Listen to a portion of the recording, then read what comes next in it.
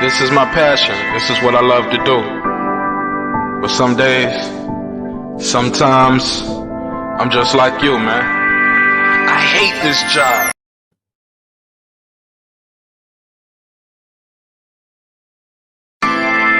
This is my passion, this is what I love to do.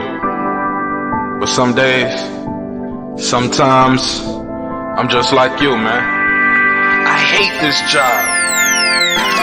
Damn, I hate this job. Damn, I hate this job. Damn, I hate my job. Damn, I hate this job. I'm just like you. Damn, I hate this job. Man, I hate this job.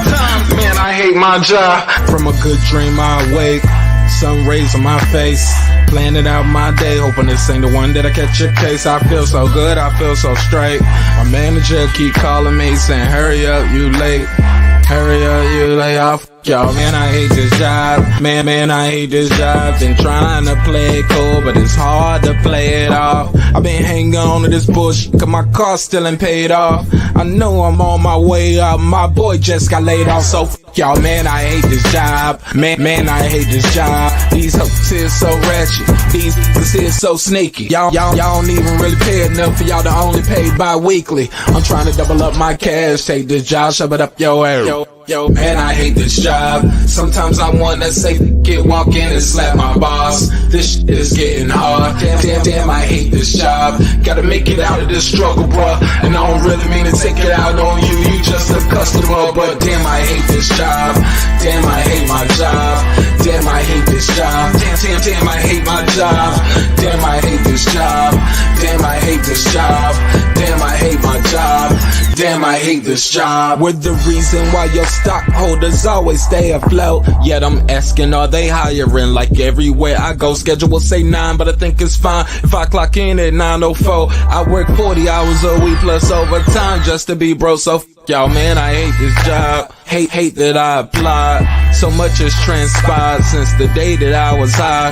Told me I could advance, but you were telling me lies. Gotta give your notice before I quit, but you don't say shit right before I'm fired. Damn, man, I hate this job. Sometimes I wanna say, walk in and slap my boss. This shit is getting hard. Damn, I hate this job. Gotta make it out of this struggle, bruh. And I don't really mean to take it out on you. You just a customer, but damn, I hate this job. Damn, I hate my job. Damn, I hate this job. Damn, I hate my job. Damn, I hate this job. Damn, I hate this job. Damn, I hate my job. Damn, I hate this job. You and your procedures, you and your protocol, you and your policies, none of that shit don't apply to me. You and your quotas, you and your standards, you and your 2 sick days a year. Y'all niggas bananas. Wonder why the postman's posted with hammers, going postal with Popo on camera. His wage got him enraged, stressed out, it's hard to maintain. He flips the middle, grabs his. He said, if you don't get the picture, I quit. You ain't shit, mother. Man, I hate this job. Sometimes I wanna say, walk in and slap my boss. This shit is getting hard. Damn, I hate this job. Gotta make it out of this struggle, bruh. And I don't really mean to take it out on you. You just a customer, but damn, I hate this job. Damn, I hate my job. Damn, I hate this job. Damn, I hate my job. Damn, I hate this job. Damn, I hate this job. Damn, I hate my job. Damn, I hate this job. Look, man, I hate this job. I put my pants on one leg at a time, just like you. I'm out here trying to take care of my family. Damn, I hate this job. It's not always glamorous, for real, but I do what I gotta do for me and mine, you know? Damn, I hate this job. Damn, I hate my job. Damn, I hate this job. Damn, I hate my job. Damn, I hate this job. Damn, I hate this job. Damn, I hate my job. Damn, I hate this job. Damn, I hate this job. Damn, I hate this job. Damn, I hate my job. Damn, I hate this job. I'm just like you, nigga. Damn, I hate this job. Man, I hate this job. Man, I hate my job.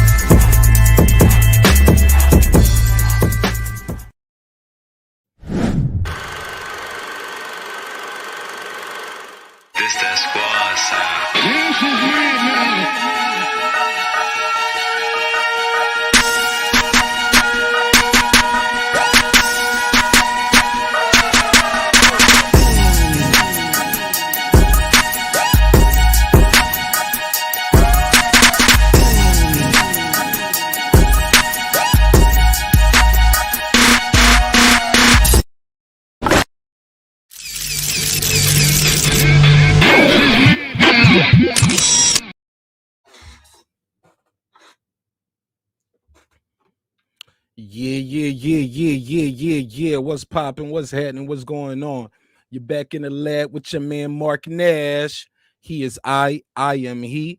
Another great episode of Breaking the Beats. How y'all feel like that, man? Let's get this show popping, man. I'm on time today. I am on time today. I'm actually a little early. Look at God working in my favor. Shout out to everybody out there that's doing their thing.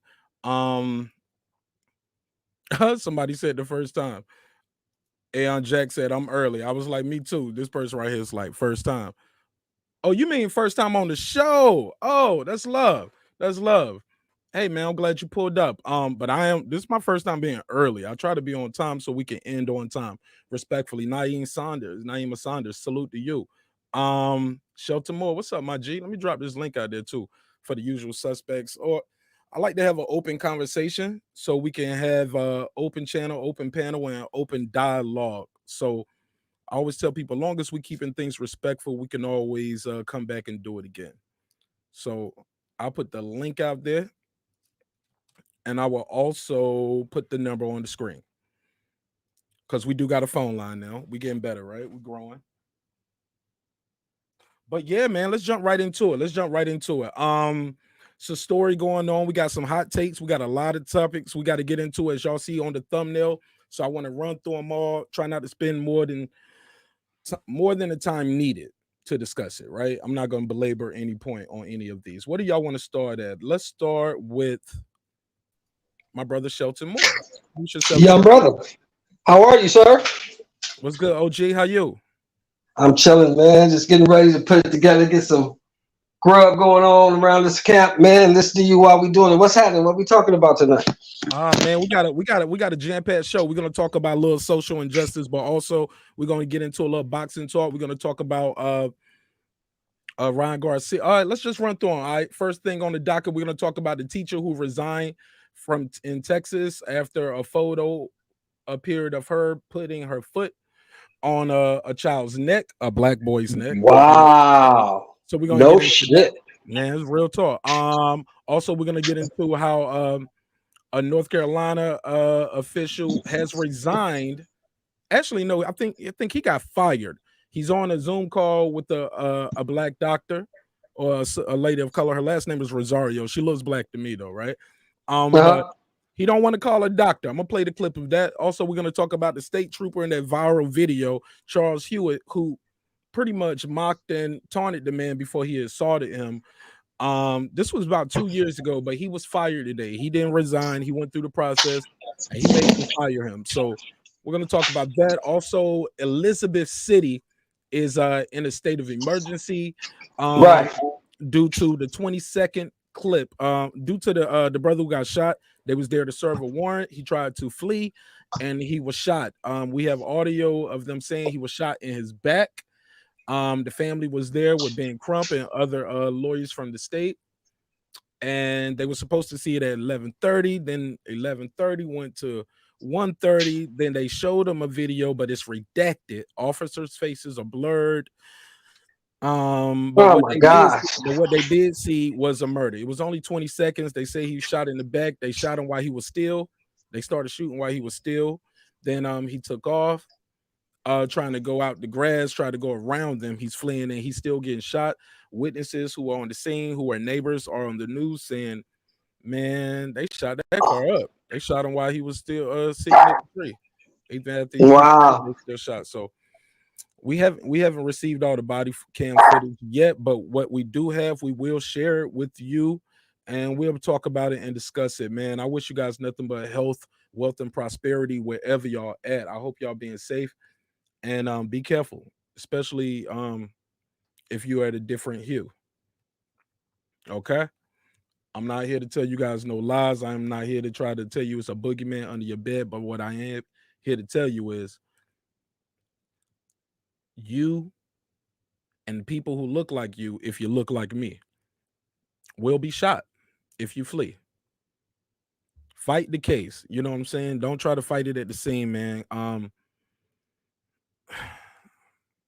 Because they'll kill you and try to sort it out later. Also, we're going to talk a little boxing today. Close to the end of the show, I'm gonna get that in too. This might split the room too. We're going to talk about mental health and mental health awareness. Ryan Garcia has pulled out of his fight with his July fight with Fortuna due to mental health. And it's pretty sad, man. Because question, Mark. Question before you go that far. Question. Yeah, has that been confirmed? Oh, okay. Because he didn't say mental health. Yeah. I'm gonna put his clip up. Okay. I got you. He didn't say mental health.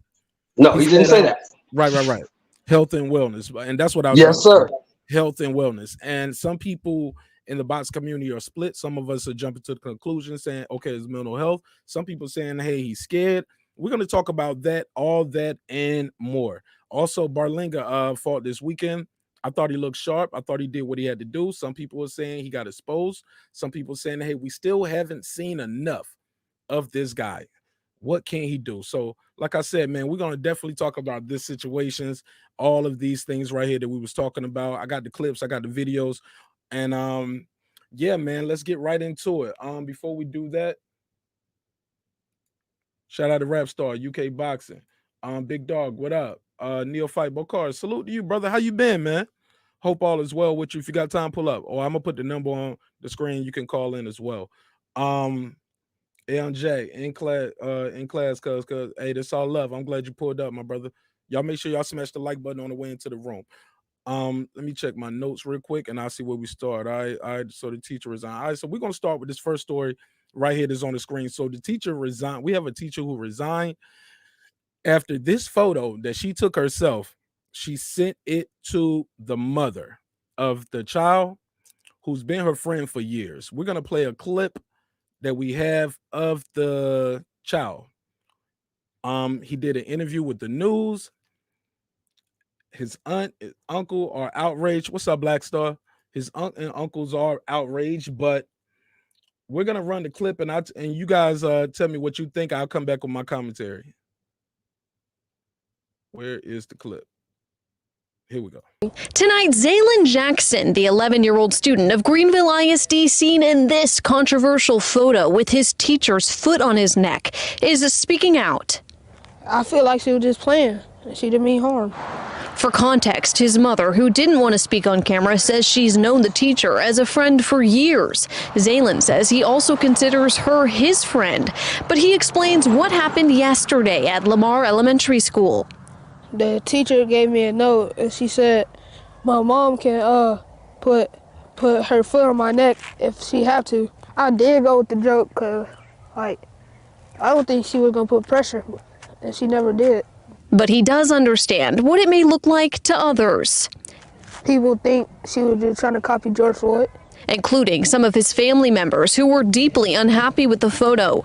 No matter what race, what person, you don't put your foot on nobody else's child. Today, the district superintendent said, joke or not, a photo like that should never have been taken. Whether the student was a willing participant or not, if it was a staged picture or not, it was still extremely highly inappropriate and should not have taken place and definitely should not have been photographed. And though the picture has created quite a stir, Zaylin himself has a final message. I don't think she should be fired. In Greenville, Nicole Nielsen. All right, so that's where we at with it. That's the clip. Y'all talk to me. Should the teacher have been fired for that? Talk to me, Shelton. Your mic is muted. Yeah, she should have been fired for that. I mean, friends, no friends. You just can't do that. Not in that position. In the position she's in, she should know better. She can't do that. It's no way to explain that away. Yeah. Now we do have. I believe I have another clip here. The mother put out a Facebook post saying she doesn't believe. She's been friends with the woman for years, and she says she doesn't believe it. It was racial. She said she's been my friend for years. I think it was timing too. Like she sent this shortly after the George Floyd's murder conviction had happened for Derek Chauvin. He finally got his day in court and got his day of reckoning. So far, we got to see what the sentence will be, right? So, with that said, correct. Right. We got to see what the sentence is. Shoot, the judge might get off the stand and go give him a hug and a Bible. We seen that happen before. Okay, so this situation right here is delicate. I understand because a child is involved. The mother is saying, "Hey, that's my friend." Maybe, I guess the mother's like, she's probably feeling bad. Like, I'm sure the kid probably is getting messed with at school. They're probably saying, "Hey, you're a snitch, you're a rat, you got Miss Such and Such fired," because they're keeping her name there. And keep in mind, matter of fact, let me check that. She didn't get fired. She actually resigned. She was on paid leave and she resigned during the investigation. Salute to you, Reggie Owens. What up, my G? Reggie always got some great content. Broadland blogger. What's up? What up? Toya, salute, peace.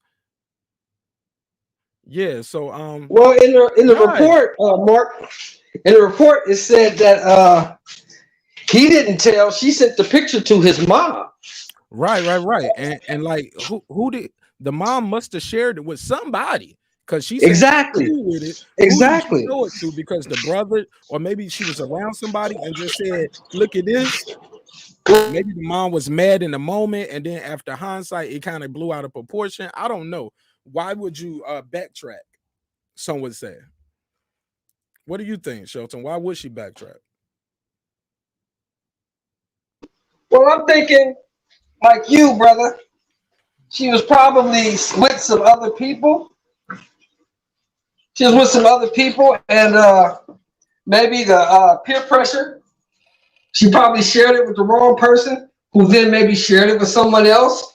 Then you start getting phone calls, and what's wrong with you? Why are you allowing this? And did you do something to her? Why did you do that to your child? And we're already tense in the community because of George Floyd and the girl in Cleveland that got in Columbus, Ohio, that got shot. I mean, it's a lot of things going on.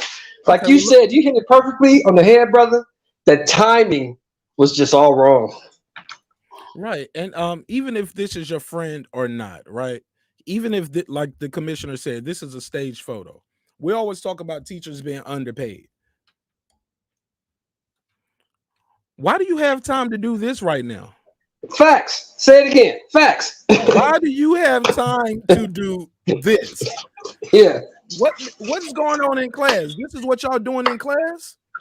Right. Even right. if he did stage the photo, the optics are terrible. The exactly. timing is terrible. But more importantly, y'all in class. The act is terrible. The act is terrible. Yeah, y'all in class playing like this. And how old are you, Miss Teacher? How old are you to even allow a child to even be playing with a kid like this? A student, let alone I don't care if it's your friend's child or not. You don't do that to students. You just don't. I mean, I come from the era, brother. Well, we used to still get swatted. That's how old I am. but they didn't play like that. Hold on. You said you from the era where y'all got swatted. Yeah, we got whooped at school. You go to the principal's office and your ass would have been over that desk. You getting 3 ass whoopings. You getting 1 at school.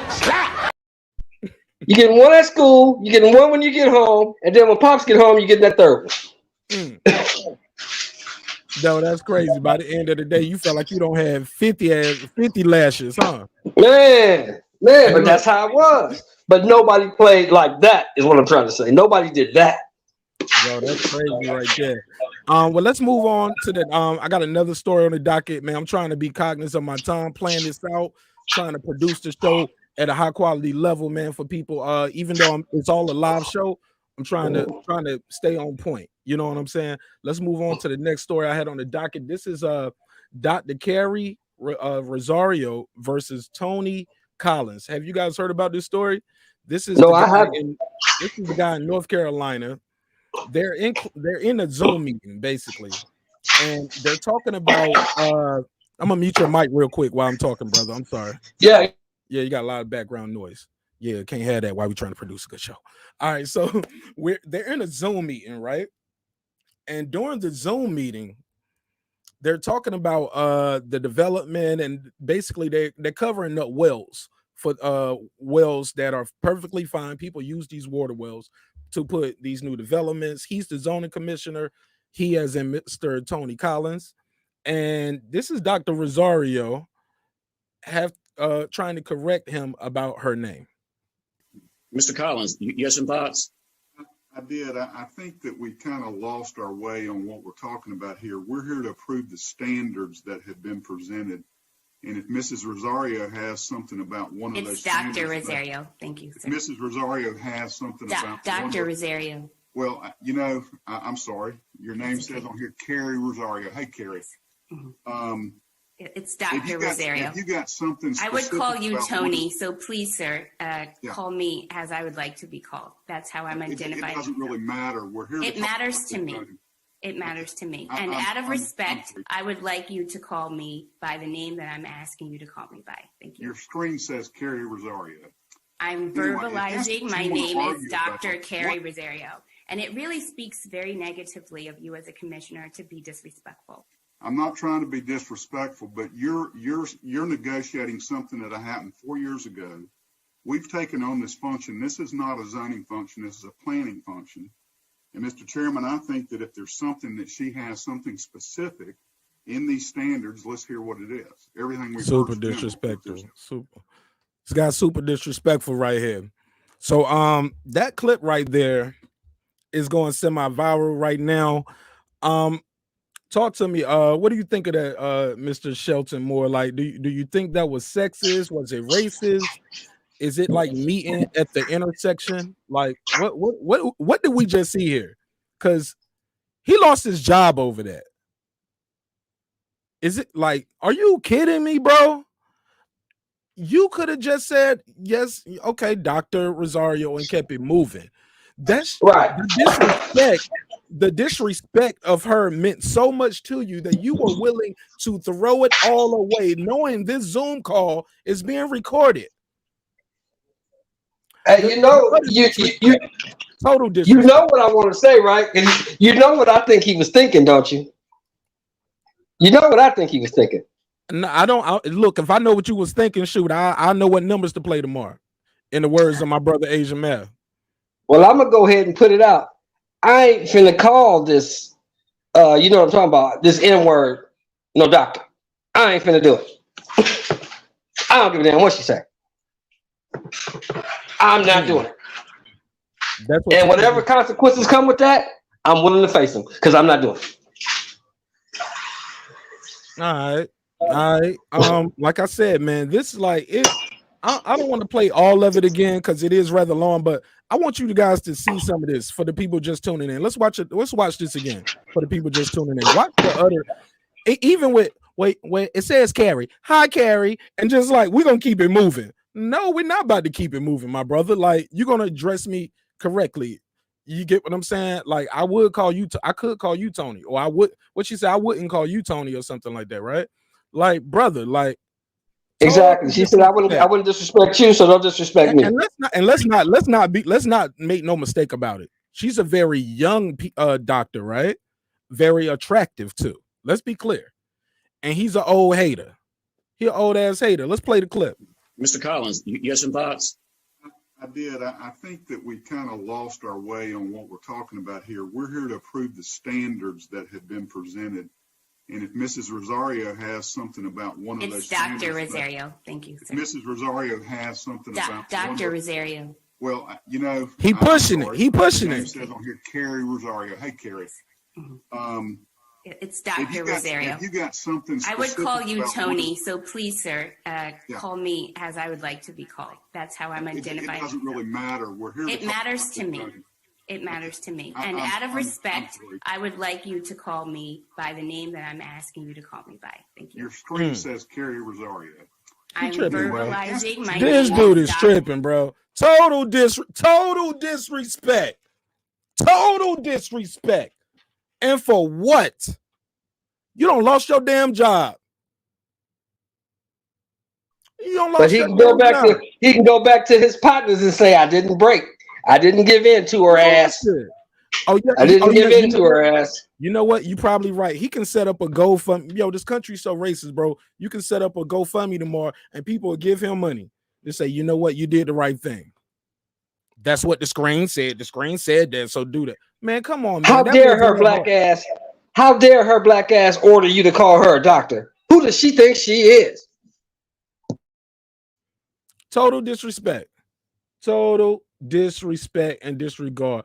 And I feel like things like that happen. It goes back to the Trumpism, bro. I just gotta say it. It is what it is. Let's call a spade a spade. He made it okay. He put it right in your face. You get what I'm saying? And this goes back before he even got elected with the grab him by the, come on, bro. This goes. I was just telling somebody that same thing last night, brother, that the best, I think we were talking about race relations in America. And I said that I think the best thing that happened for race relations in America was Donald Trump. Because now, if you think that things have gotten better, in the last 4 or 5 years to show you that they haven't, because he put it right there in your face so you can see how it really was. Yeah, man. Bear with me real quick. My phone line was out. All right, just make sure I had the phone line up. All right, man. But yeah, the phone line's open. Y'all can let me know what y'all think. 678-381-1938. 678-381-1938. I just want to say this too, man. Like when you this right here has been going on for a long time. Like the black woman is often the most unprotected person. Let's be clear, man, on the earth. You get what I'm saying? And it's sad, it's heartbreaking, because I am a father and I have a daughter. You know what I'm saying?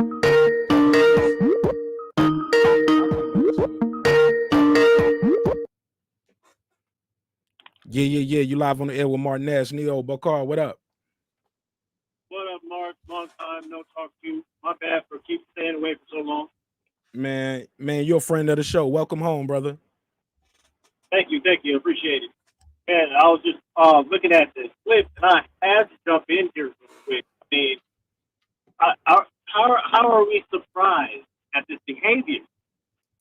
I'm not surprised at all that obviously a black woman, a renowned black woman, decides that she wants to be identified in a very particular way, and white and I'm right decides to, try to put her in her quote unquote place.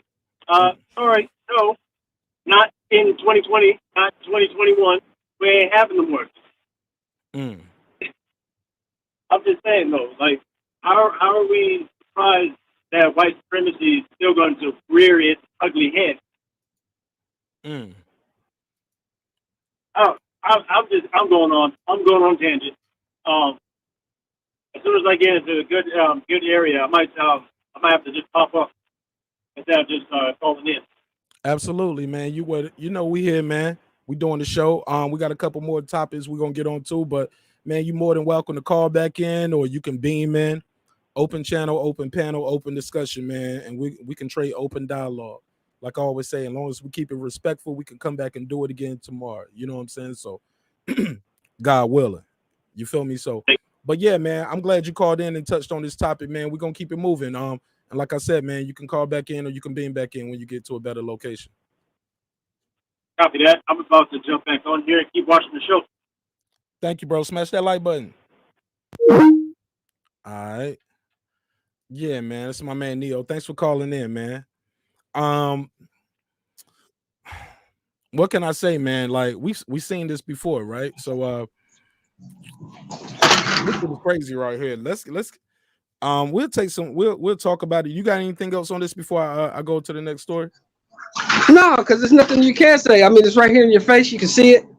It's very easy to figure out. It don't take a rocket scientist to figure that out. Facts. All right, so let's go to the state trooper Charles Hewitt. I had to touch on these. Like I said, I put the email out there too. Matter of fact, the email is in the link and in the description. So if you guys got stories you want me to touch on and speak on, hold on. I said if you got stories you want me to touch on. Pause. Y'all know what I meant. But if you guys got some stories, y'all can send the story in to the email. It will be in the description of this video. marknash27@gmail.com. Let's go to the next one. This right here is Officer with former officer Charles Hewitt. Now, if you didn't know about this story right here is super crazy. This video kind of went viral about 2 years ago. Y'all remember this video? You remember this clip? Well, this guy gets pulled over for expired registration. While he's getting pulled over, he goes live. He tells the officers, hey, my hands are up. You see, he got a tank top on, so there's nothing under the jacket, right? And this officer proceeds to taunt him, mock him, and beat his ass too. So we're gonna talk about that and more. Let's run this clip. Let me share the screen. You can't do that, sir. Bear with me. And this video is not too long, but we're gonna show it in its entirety so we can have context. Okay. Let me take this off the screen. Shout out to the chat, man. I appreciate you guys out there who sharing the video. If you're on Facebook, appreciate you, man. That means a lot to me. Also, shout out to everybody in the YouTube community that's tuning in as well. Shout out to Derek Lincoln, Supreme Beast Boxing Tour. I appreciate you guys, man. Let me share this right here. Take this off the screen.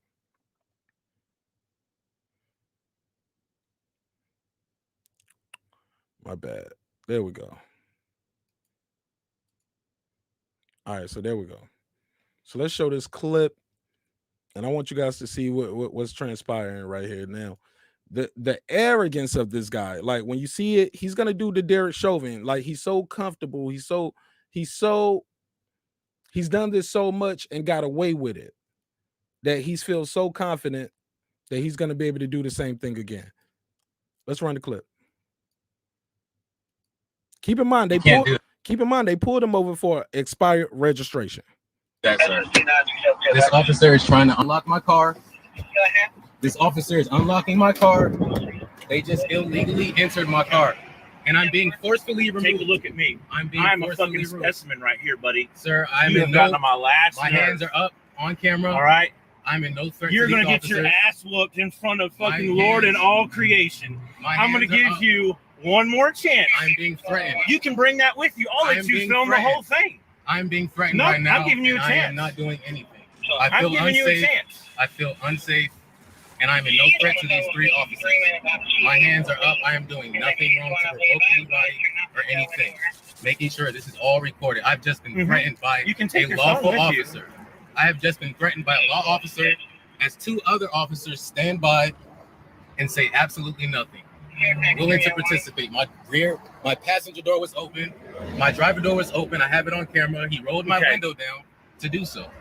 I'm giving you to the count of 3. Sir. Now watch this now. I am not resisting. I'm making sure it is being known. I am not resisting. Okay. My hands are up. One hand on this camera. Well, come on, my man. seatbelt is being arrested. As long as your hands are up, that's fine. I'm not resisting. As long as your hands are I up. was unlawfully. Okay, come on sir, out. please do not touch me, sir. Keep your phone out. Sir, please do not touch me. See, that's where we're coming to a disagreement. Now see, it's not about I'm giving you to the count of 3. You don't do this. so he's not in threat of his life. Officer, He's smiling at the camera. My hand is by Step my out of head. the car right I'm now. being threatened. Now you're I'm being under threatened. arrest. Now I'm you're being under arrest threatened, for sir. disobeying the law. So he wasn't even under arrest all this time. I'm giving you to the count of 3. This officer has threatened me, and I'm 1, making it known I am no threat to this 2. officer. I've been threatened. Watch the show, My folks. life is in danger. My life is in danger. How do you like that? How do you like that? Huh? Put your hands behind your back. Put your hands.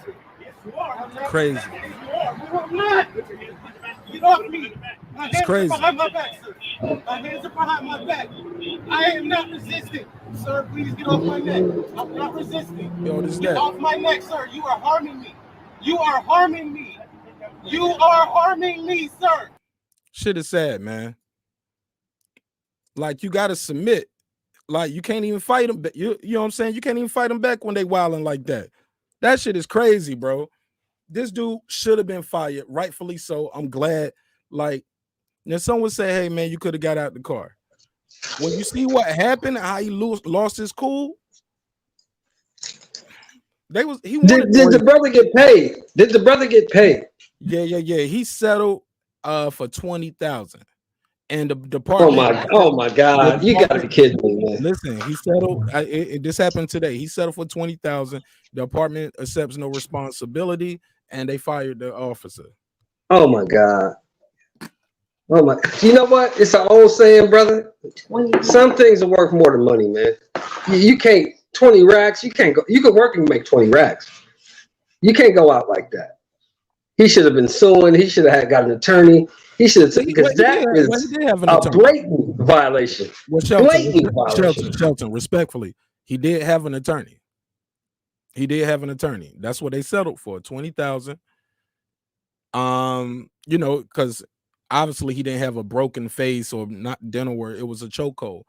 You know what we saw is, you know, from the chokehold, and from there, I believe it sounded like the officer had his knee on his neck, and his hands were being cuffed. He was getting cuffed by the other guy, and it's sad, man. Like, that shit is crazy, bro.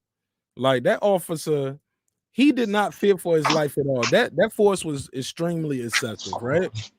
Right. Facts. Like, look at his arrogance when he's smiling at the camera before. Dude, hand is up behind his head. He's in the car. He's unlocked the car. All of this is for expired registration, brother. That's my point. That's my point exactly. The fact that he felt he wasn't doing anything wrong, that he was within his rights to snatch this man out of his car with a chokehold, put his knee on his neck. I mean, come on, man. Come on, man. It's just, I can't even speak. It's crazy.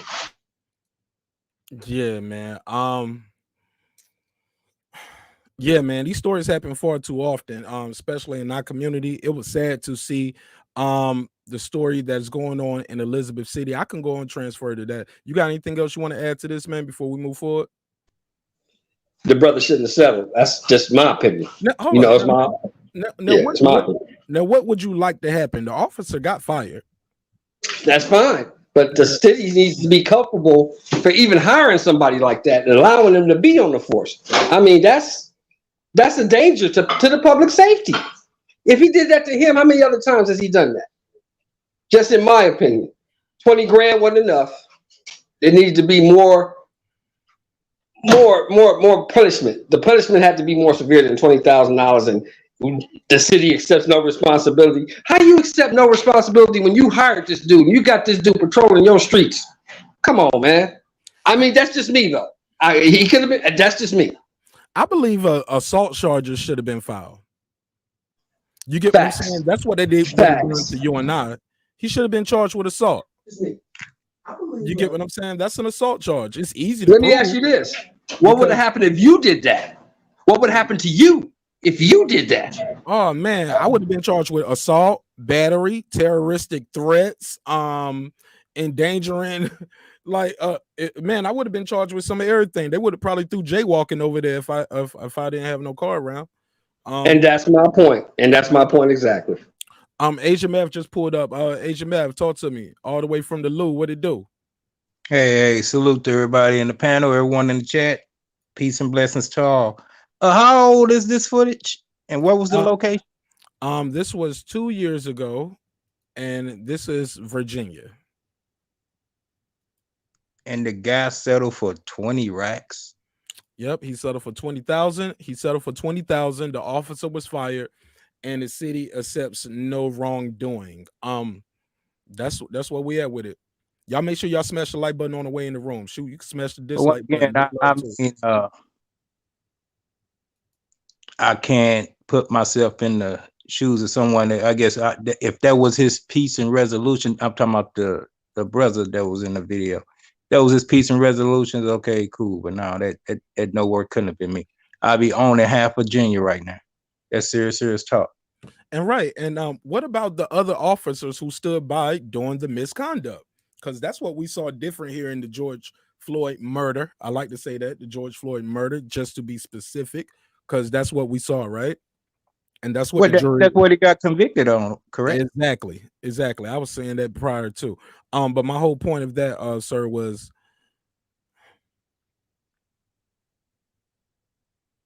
I lost my spot. That's all good. Go ahead. But I'm not trying to put finances on the emphasis, but other than going chopping the dude head off, what can you do? You just got to get financial compensation in 20 racks. I mean, once again, this ain't no egging. I got it back. I got it back now. All right. That's what we saw different in this case. Like we saw officers who stood by be charged as well. And I think that was the main thing that I thought was different in this case. And I think we need to see more of that. Well, if the guy signed a waiver saying, hey, all is good because you said this. Yeah, we're speaking about after the fact. I'm saying like during the process, if the case would have been brought against all three of those officers, if they would have been charged, because like I said, they never accepted wrongdoing. He fought the firing. That's why it took 2 years. The case has been going. It's no coincidence that the case just settled after that, right here after the Derek Chauvin conviction. It's no coincidence. 20,000, man, and he took it. And no responsibility on him. That means he can't even go back and get mental compensations, anything. Right. He like, and you're definitely gonna need therapy after stuff like that. You're definitely traumatized every time you see blue lights, because that hasn't happened to me. But every time I'm driving and I see police behind me, I instantly look at my speedometer. You get what I'm saying? If I'm driving, I look over there, I do the speedometer. I start doing the check. I was like, okay, do you got your pistol with you? Do you got your gun license with you? Right.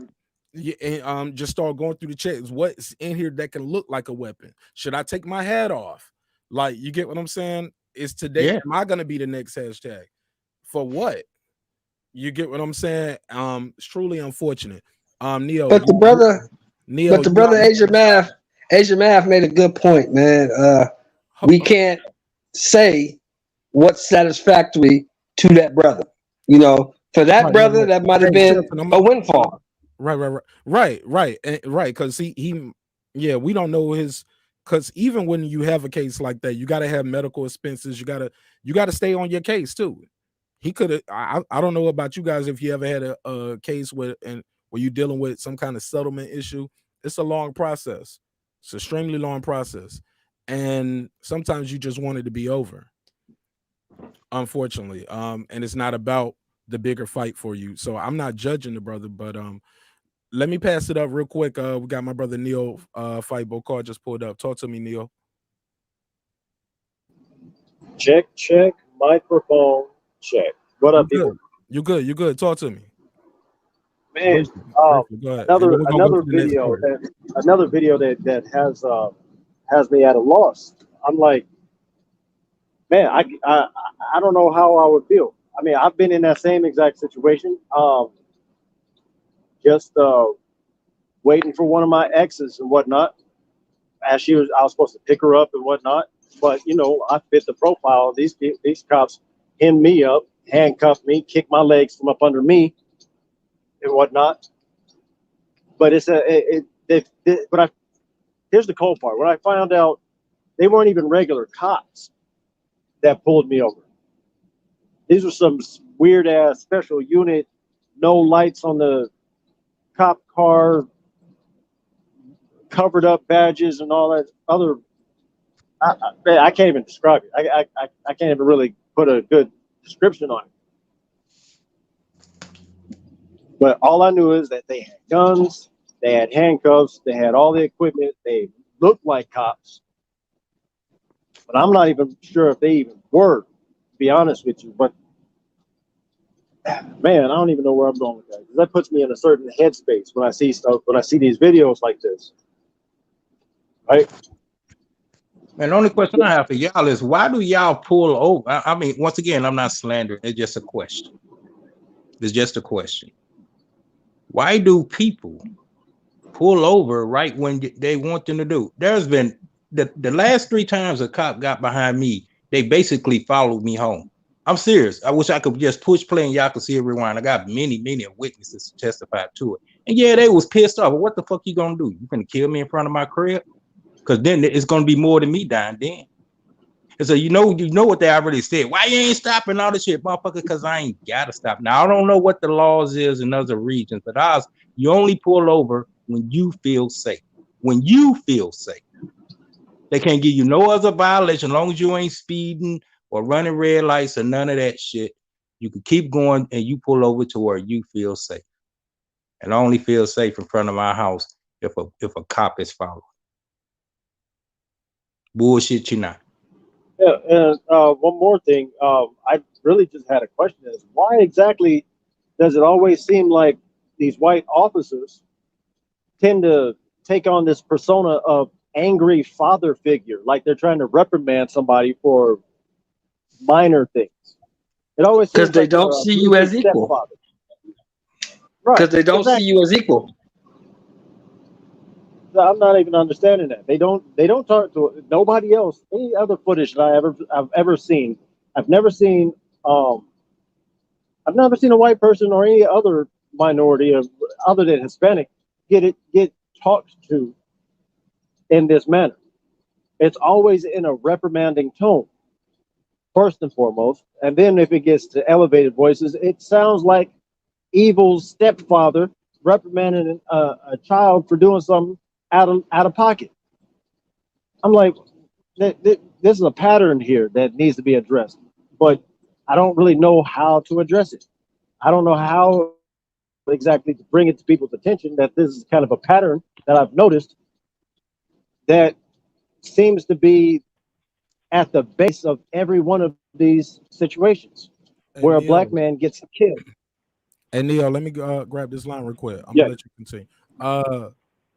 My boy D-Ray all day. Thanks for calling in. Talk to me, champ. What's up, man? Hey, I had to call in to redeem my phone after the last time, man. Yeah, go ahead. Talk to me. No, great show, man. I had to turn it down, but go ahead. I had to turn it up loud for Neo when he called in earlier, so I had to turn it down for you. But because you sound great though. You sound like you standing right here beside me. Go ahead. 1 2 1 2. What's up? What it do, Marq Nash? Hey, salute to you, the panel, the chat, the content. Everybody subscribe, share on all platforms, and like button, man. Thank you. I appreciate that. Talk to me, man. Oh, no doubt, bro. Go ahead. Hey, we're talking about this. We're talking about a lot of stories right here. I don't know how long you've been watching the show, but we were talking about this one right now. Oh man, you know I'm tapped in, man. I'm tapped in, bro. I did not like the thing with the kid and the teacher, so I think that the teacher just showed poor judgment and trying to, educate and teach the minds of the future. You're talking about this one right here where she had the foot on his neck in the stage picture. Yeah. Okay. Yeah, I didn't like that. But then you go back to that cop, bro. I think that that was kind of, like you said, disrespectful, and he kind of seemed like he was just trying to show off for the camera. You know what I mean? So I don't know what was actually the end result of that. Oh yeah, you missed that part. He was fired today. This officer was fired today. The young man settled for $20,000, and the police department accepted no wrongdoing. Wow. It's not so where was that at now? That's in Virginia. Okay. Hey, and salute to my man who said he's not pulling over until he feels safe at home, man. Because I'm gonna try to use that. But no, that's where I would never. Hold on, Go ahead, Ishmael, hold on. Hey, look, that's his state. Check the laws in your state before you try that, brother. Hey, I'm gonna be praying no matter what, bro. But I think that's very smart, though. Like you said, the thing is, I think though, is not to be in a panic and acting like you're trying to run and flee and trying to shake them and lose them. You know what I mean? If you just do the Bronco chase speed and you throw your hazards on and you just like, hey man, I don't feel safe, because I even heard that from a policeman myself. He said he don't pull over until he's in a well-lit area and, you know what I mean, like a gas station or something like that. So it is what it is, man. But hey, I don't want to hold the show, man. I want to get back in and listen to you guys, man. But I just had to call back, man, because last time, now check this out, man. I was calling in and it would tell me like press 2. Now, sometimes that would be because somebody else was on the line, right? But, so I don't know. I think that might have been that Where you say I had called before and it was in the computer, and then maybe they didn't want me to call back or something. But anyway, bro, I appreciate you, man. I had answered on my phone at one time for you and never took it off the air. So when you was calling, I was Yeah. man, I called like 5 times, but then it go like, hey, well, press 2, to get your call through. So I press 2. No, I was joking. I said, well, it's working today, man. So call back in, man. Well, that's the first time I call. Hey, man, I appreciate you, man. Hey, panel, y'all doing a great job, man. Keep cooking. Bro, look, like I said, man, I'm glad you called in. Like I said, if ain't nobody else watching, I know you watching, and you going to be the one to test this phone line. No doubt, bro. And you the best part of the show, man, like I said, because you are the audience. Without you guys, like I say all the time, without you guys, I'm just a dude sitting in the room talking to myself. You guys make it a show. So thank you again, brother. Hey, man, thank you for the content, bro. Peace. Yes, sir. Yes, sir. Hey, man. Man, shout out to D-Ray, man, all day. Let's keep it moving. I got another story here I want to talk about. Andrew Brown Jr. Are you guys familiar with the story? This is a guy here in oh yeah, definitely. So truly unfortunately, we got a guy in Elizabeth City. The police showed up to serve a felony drug warrant. It ended with him losing his life. They brought 223s, Glock 17s to do a warrant on a drug charge. So this brother lost his life. Unfortunately, he did try to flee the scene, according to witness accounts, and the 20-second clip video that is still made private. 20-second video. He is fleeing away, and he is shot in his back. I'm gonna get you guys' take on that, and I'll go ahead on and pull up the audio of so we do that we know is confirmed that he was shot in his back, not from the front. And according to the video, he has both of his hands on the steering wheel, so he's not reaching for any weapon. Go ahead. Who said that was familiar with the case in the story? Yeah, I'm very familiar with it. I've been watching it for the last couple of days. Go ahead. Speak to me, the thing is, you knew something was fishy when it's taken this long, 3 days, to get 20 seconds of video out. Then you tell me, I didn't know this part because I was doing something else today. You tell me that the video that they got out is redacted. So, I mean, come on, man. Ray Charles can see what's going on, brother. Yeah, the video is redacted. It was 7, it was 8 other, just in the clip that you can see, it was 8 other views. I mean, 8 other officers in view who, according to the law there, should have body cams. But North Carolina has a law that came out in, I'll put it on the screen. Where is it at? Here we go. I got my notes here. I came a little organized today, guys. Came organized, came on time, came early, because I wanted to talk about all of these things. It is Monday. So here we go. Boom. North Carolina passed a law in 2016 that makes the body cam footage confidential.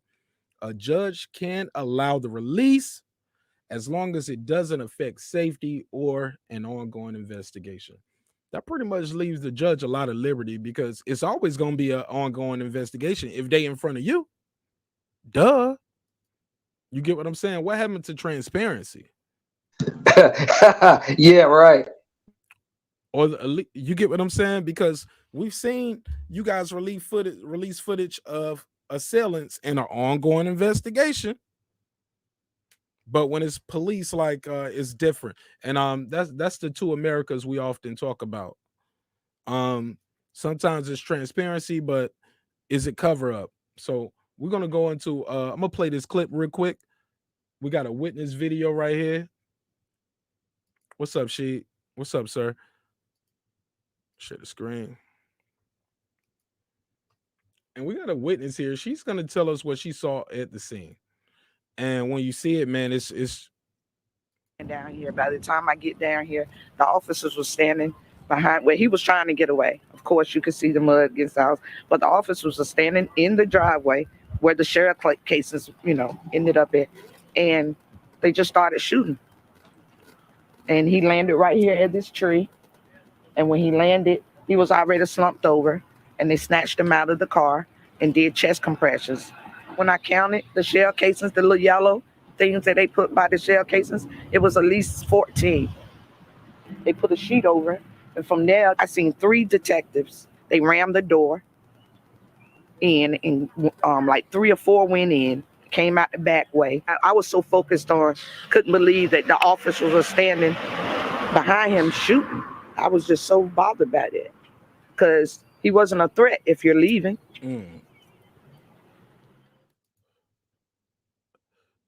Okay. That's a witness account of what she saw on the scene. We don't have any footage of the shooting. Like I said, it was scheduled for 11:30 today for the family to view it. That was delayed until about 1:30. After that, they said, hey, we only want the family to see it. Immediate family. The attorneys had to bring out the statutes of North Carolina statutes and read it to them verbatim and say, hey, it doesn't say you have to have a North Carolina attorney. Yeah, they was trying to do so many things, but we all know, here's the thing: if the footage showed the young man dropping the window and busting out the sunroof or whatever, you get what I'm saying, man, that'll be all over CNN. And so that's why I got that on the screen. Transparency or cover up. Troy Graham just pulled up. What's up, Troy? How you doing today, Mr. Graham? I'm doing good, brother. How you doing? You know what? I don't watch these videos anymore. I pay attention to media that focuses on us and tells the truth, at least the way I see it, right? But I no longer watch these videos. I can't take it no more. So I don't watch them, you know? Can't do it. I come from a special place, man. I have a brother who was murdered by the police, and I have 2 brothers that are on the police force. So sorry for your loss, though, man. Yeah, I can't watch these videos anymore. I can't stomach them. But you know what? I always hear these shows about the loss. But I think it's time. The only way someone's gonna feel your pain is to make them feel it. Now I'm gonna explain that very carefully, so I don't get misconstrued and say I want people to go out there and do this or that. If all the black and brown people in every major city and state, take about 20% of all black and brown people in every state and every major city decide we all gonna come together, and we no longer gonna spend our money with anything but our own people. That's how you make them feel pain in the 21st century. You can't start a war in America to stop that. That's foolishness, right? But if you take the one thing away from them that they'll pay attention to, which is money, they're gonna come to you. You never accept the first offer, the second offer. You make them beg. And then guess what? Then you tell them, nah, thank you very much, but we're gonna build our own and we don't need you. And that's the way I see to combat all this. I don't need you. I don't need a room in your mansion when I can survive in my own little house over here. Nah, I don't need you.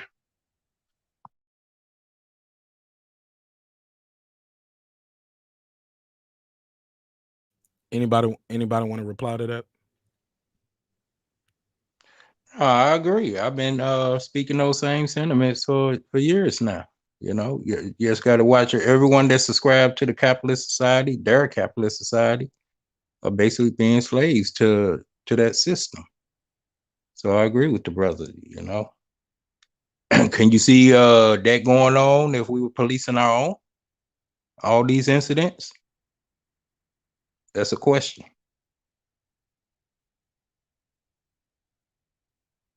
And most importantly, it's time for us to start buying up land. There's a whole bunch of land. I mean, it was a few people, I want to say last year. I forgot how many families got together in Georgia and bought 1,000 acres or something. This just recently happened. I'm not sure the whole story, but you can find it on Google or whatever. And to be honest with you, we don't even have to stay in this country. You know, those of us who don't feel inclined to stay, you can buy an island or islands from anywhere from 250,000 to 250 million. And you could live and you could live and start your own country. Is it going to be easy? Hell no. Is it going to take time? Hell yes. But you have a question. You have a question to ask yourself. Do you want to keep suffering by someone else's hand, or do you want to suffer with a purpose and build something? Because that's that's honestly how I feel. Because I cannot stomach watching any more of these. Those 6-year-old babies getting shot in the head by police. Nothing happened. 12-year-old boy playing with a toy gun gets killed in what? How many seconds was it?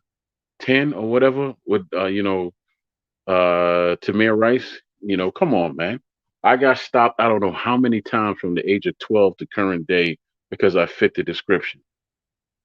You understand me? And I'm sick of it. Every black male in my family, even my brothers that are police, they've got stopped and harassed by police officers. Every single one. I can't stand it anymore. Yeah, I feel that. Question for you, Troy. What kind of conversations do you and your brothers have about the current climate and police violence and police brutality, these shootings that we're seeing? What kind of conversations do you guys have, if any?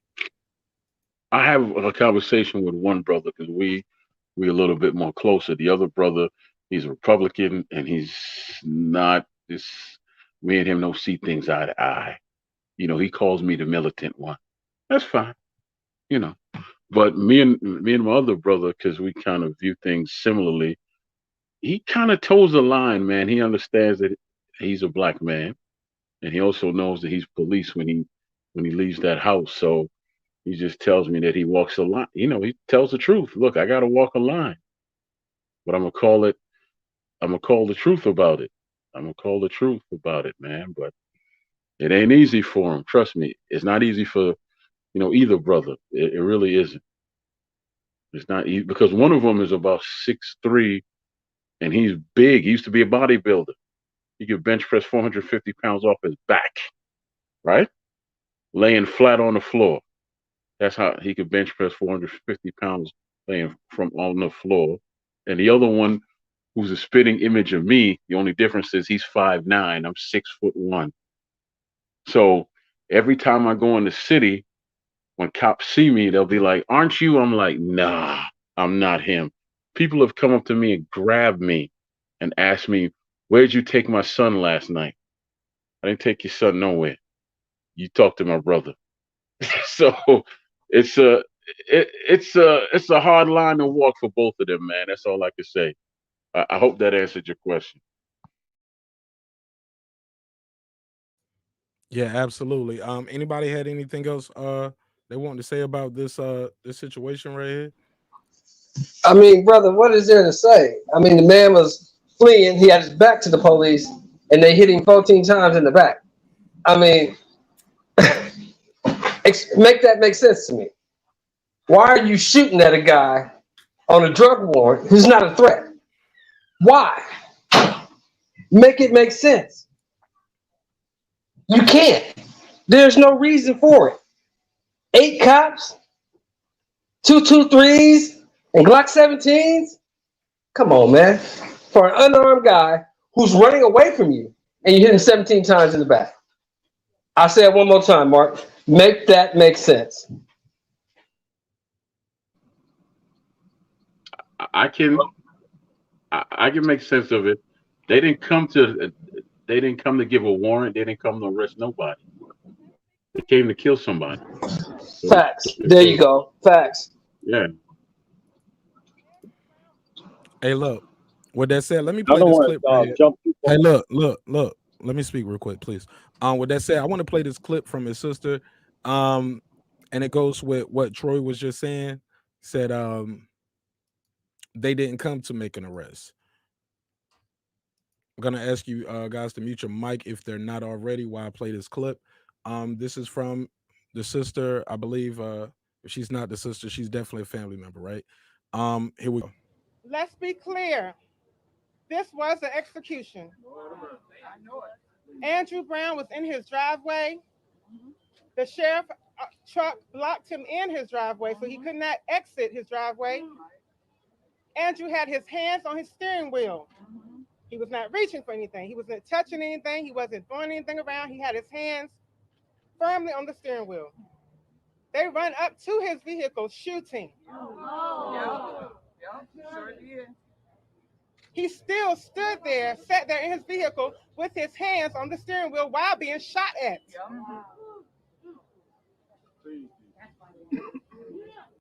Now, keep in mind, this is 20 seconds. I have 3 pages of notes for 20 seconds. We watched this over and over and over to make sure we were clear at what was going on and what was transparent. He finally decides to try to get away, and he backs out, not going towards the officers at all. There was at no time in the 20 seconds that we saw where he was threatening the officers in any kind of way. That's right. He was trying to evade being shot. Yes. So he backs out, not forward, but backs out away from the officers who still shooting at him, yelling, "Stop it, motherfucker, goddamn motherfucker." Constant obscenities being yelled at him while he's being shot at in the driveway of his home in Pasquotank County, North Carolina. He finally backs out, and then he goes around to get out of danger. He goes around, still avoiding any interaction with the officers, still trying to make sure he did not threaten them in any way, that they were not in danger in any way. He backs out, goes around them, and they're still shooting at him while he's driving off. He drives off, the car runs into a tree, and they are still running behind him. Yeah, he was still, I just want to make it clear that they were still shooting at him after the car had already crashed into a tree. They were still in the stance of shooting towards him. His car is riddled with bullets from them shooting at him. He was not in any threatening them in any kind of form or fashion. We wanted to say there were shell casings before he even backed out. Yep. So they were shooting at him when he was sitting there with his hands on the steering wheel in the driveway. And before the video started. And so also, we only saw, again, I want y'all to know about those 20 seconds. There was things that transpired before those 20 seconds that we did not see. So I don't know how many shots was fired before the little 20 seconds they allowed us to see.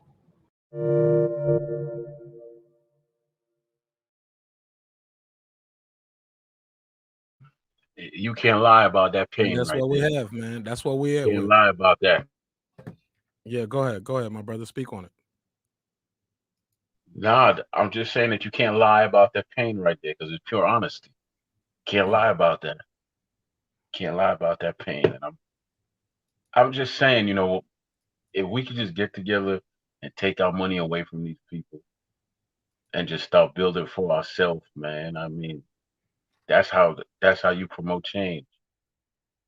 I mean, because we have all the information to do it, from the Marcus Garveys of the world and all the other great ones that came before us. I just don't get why we don't do it. Anybody want to speak to that? I would love to. Speak. Go ahead, my brother. You got the floor. But why don't we do that is a great question. It feels a little rhetorical. I take it as a rhetorical one, mainly because we're complacent. All of these videos always come down to how complacent we are with this situation. Are we upset enough? Are we allowing this pandemic of toxic masculinity for us to be labeled toxic to continue to keep us docile? I mean, like, for real, like, if we're really starting to really break this down,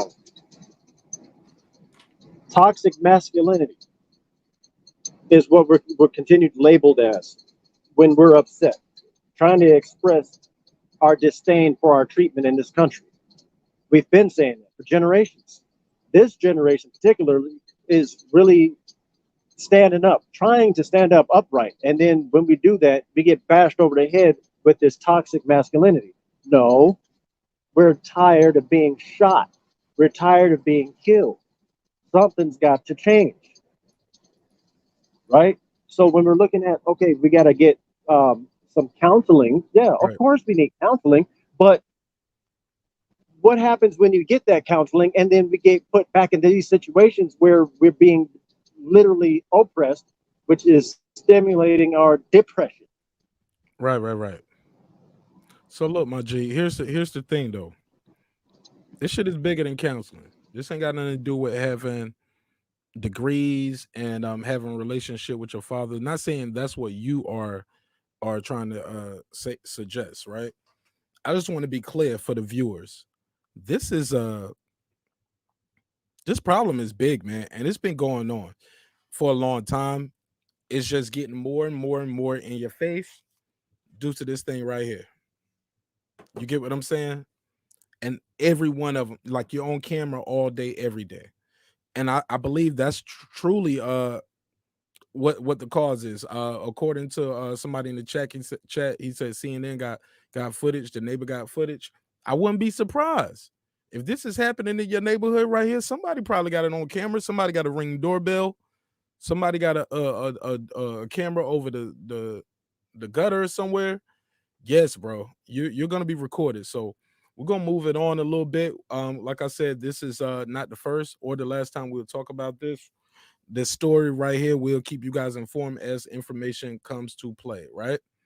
The next story I had on the docket, we was talking about Berlanga. It's a little boxing talk. And Ryan Garcia was talking about his health and wellness, right? Where y'all want to go first? Y'all want to go with Berlanga, health and wellness, or let's do it how I got it in order. Let's go with Berlanga. Did you guys see the Berlanga fight this weekend? Anybody? Yes, I did. Yes, I did. All right, well, for those who don't know, Berlanga's streak finally came to an end. But some would say he still wasn't quite tested. Did we see enough from him to even ascertain anything positive about where he's going? Anything negative? Did you guys see any flaws? And also, who do you guys think he should face next? Well, I saw positive and negative. I saw that he's a tough kid. I saw that his power carries to the end of the fight. And I saw that he looks like he wants to fight. He's not there just to be there, just to gain something. He wants to fight. Now, in the negative, he needs to work on footwork. He needs to work on head movement. His stamina needs to be better. And he needs to learn how to pace himself, because he shot his wad in the first 2 rounds, trying to get that guy out of there. And then when he couldn't, he had to rest 3, 4, and 5 and to take him off to rebound, to rest up, get his energy back. And then you saw 6, 7, and 8, he started to step it up again. Well, 6 and 7, he started to step it up. And by 8, he was totally gassed, because that's the first time he's ever went 8 rounds. The guy total in his career has 24 rounds of boxing experience in his whole career. He has 24 rounds. So he needs more rounds. He needs more stamina. And he needs to work on, like I said, his footwork, head movement, and how to pace himself. But the power's there. I think the grit is there. Looks like the chin is there. So he'll be fine if they move him the right way.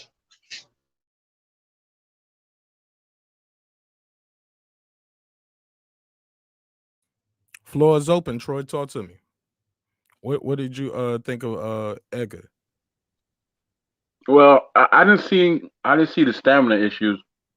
What I saw was 2 young fighters that were in a very good fight, and one of them got the rounds in that he needed, and he got a little bit of growth too. And now he realizes you're not going to take everybody out.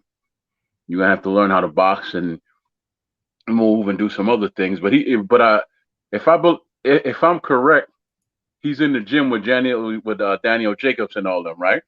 If I'm not mistaken, yeah, you're right. Well, no. I don't know. Danny's not. Danny Jacobs not with Rozier no more. Remember? Okay, but that was his coach, though, right? Right. I mean, his trainer. Mm-hmm. Yeah. So he has a good foundation. And now the other brother, who's from Baltimore, I know his story a little bit. I know his background a little bit. So he's a tough guy. Hopefully, he'll come back and do some things too. I don't see where either one of them really hurt each other. Now, a loss is a loss, right? Right. But this guy now, this is actually going to work out more for him, because you know what? He's stepping up in competition, and a lot of these guys are going to start telling himself, well, maybe he don't punch that hard. Mm. So in a sense, but he needs to work on his body punching too, and he needs to work on his defense as well. This is Berlanga I'm talking about, right? Right. Because he was getting caught with some shots and things like that. But if brother would have worked the body and worked his jab more, he would have lost that fight. But it didn't happen. But this is actually going to help him because this proves, number one, he could go 12 rounds, right? Okay. This proves, number one, he's not just a puncher. And this also proves that his people are actually moving him right. They're not just putting him in there with dudes on meat hooks. They're putting him in there with fighters who could fight. Shelton, look, man, this is what, and Troy, I'm gonna keep it a thou wow with y'all. When I was watching the fight, it's not more of what I saw from Edgar. It was things that I'm still not really seeing in a situation like this where I thought he could have got this guy out of there if he worked his body more. I still didn't see that. I'm still like he had the straight jab to the body. I didn't really see too much of that. I didn't see the left hook to the body. It was times where I thought he was still throwing that lead, like when he threw the lead, when he was not the lead left hook, but when he had the guy in there, they was almost told head to head. He dropped him with the left hook. Right when he got up, I felt like he was just head hunting too much. Figure if he worked the body some, he could get the guy to drop his hands. And these are things that I'm sure Rozier is telling him. You know what I'm saying? I don't know if he's just not executing it though. You know. Facts. I agree totally. I agree with everything you said. Like I said, I saw that he has to, like I said earlier, he has to learn to pace himself because he took 3 and 4 and part of 5 off because he was tired. You can see it because that hot shit that was coming in 1 and 2 wasn't coming in 3, 4, and 5. Then 6 and 7, that hot shit started coming back. You see what I'm saying? So that tells me he's tired. He's resting. Absolutely.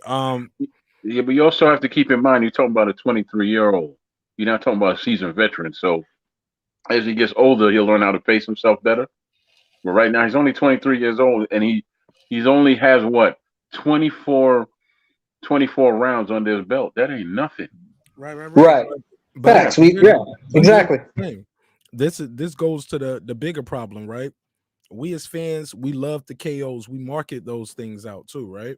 Everybody likes to go home early, I guess, when they say, hey, you want to see that stoppage.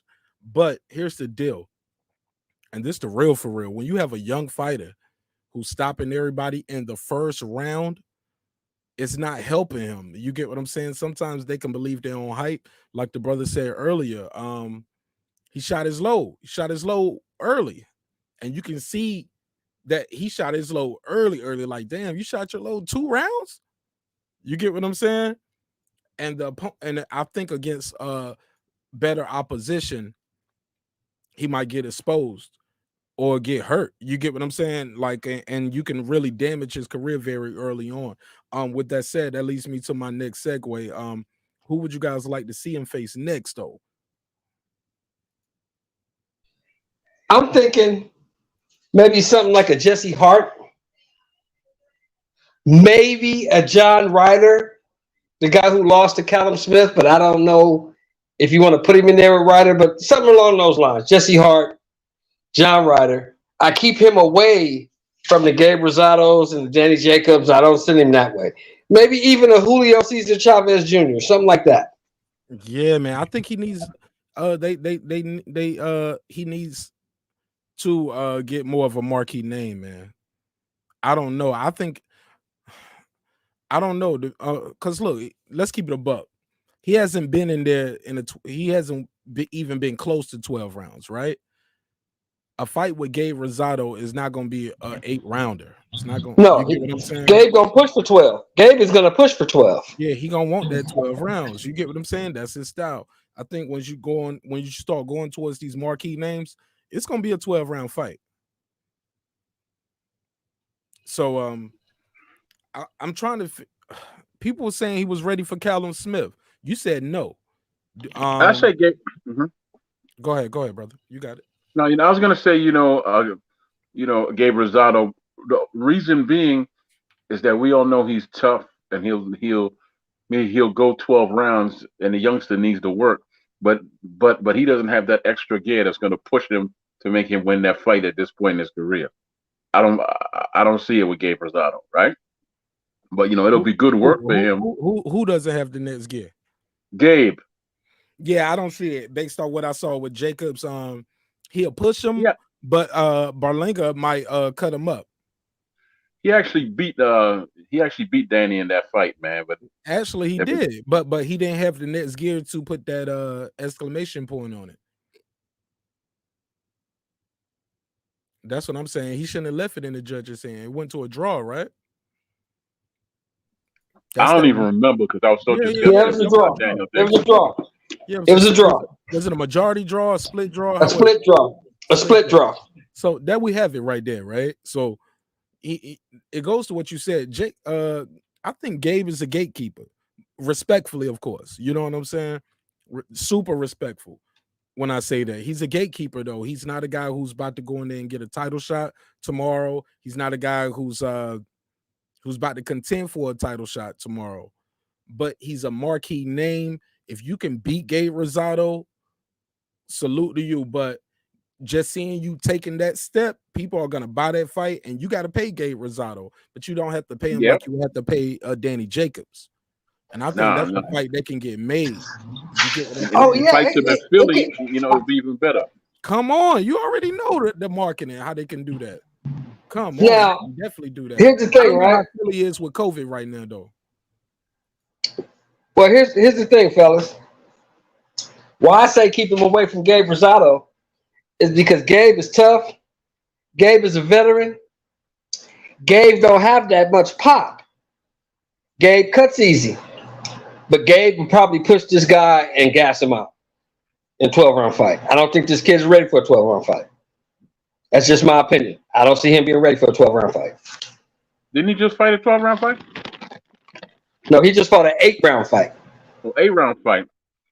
Okay, well, something tells me there's not going to go 12 because his power, was still there late in the fight. So I don't think it's even going to go 12.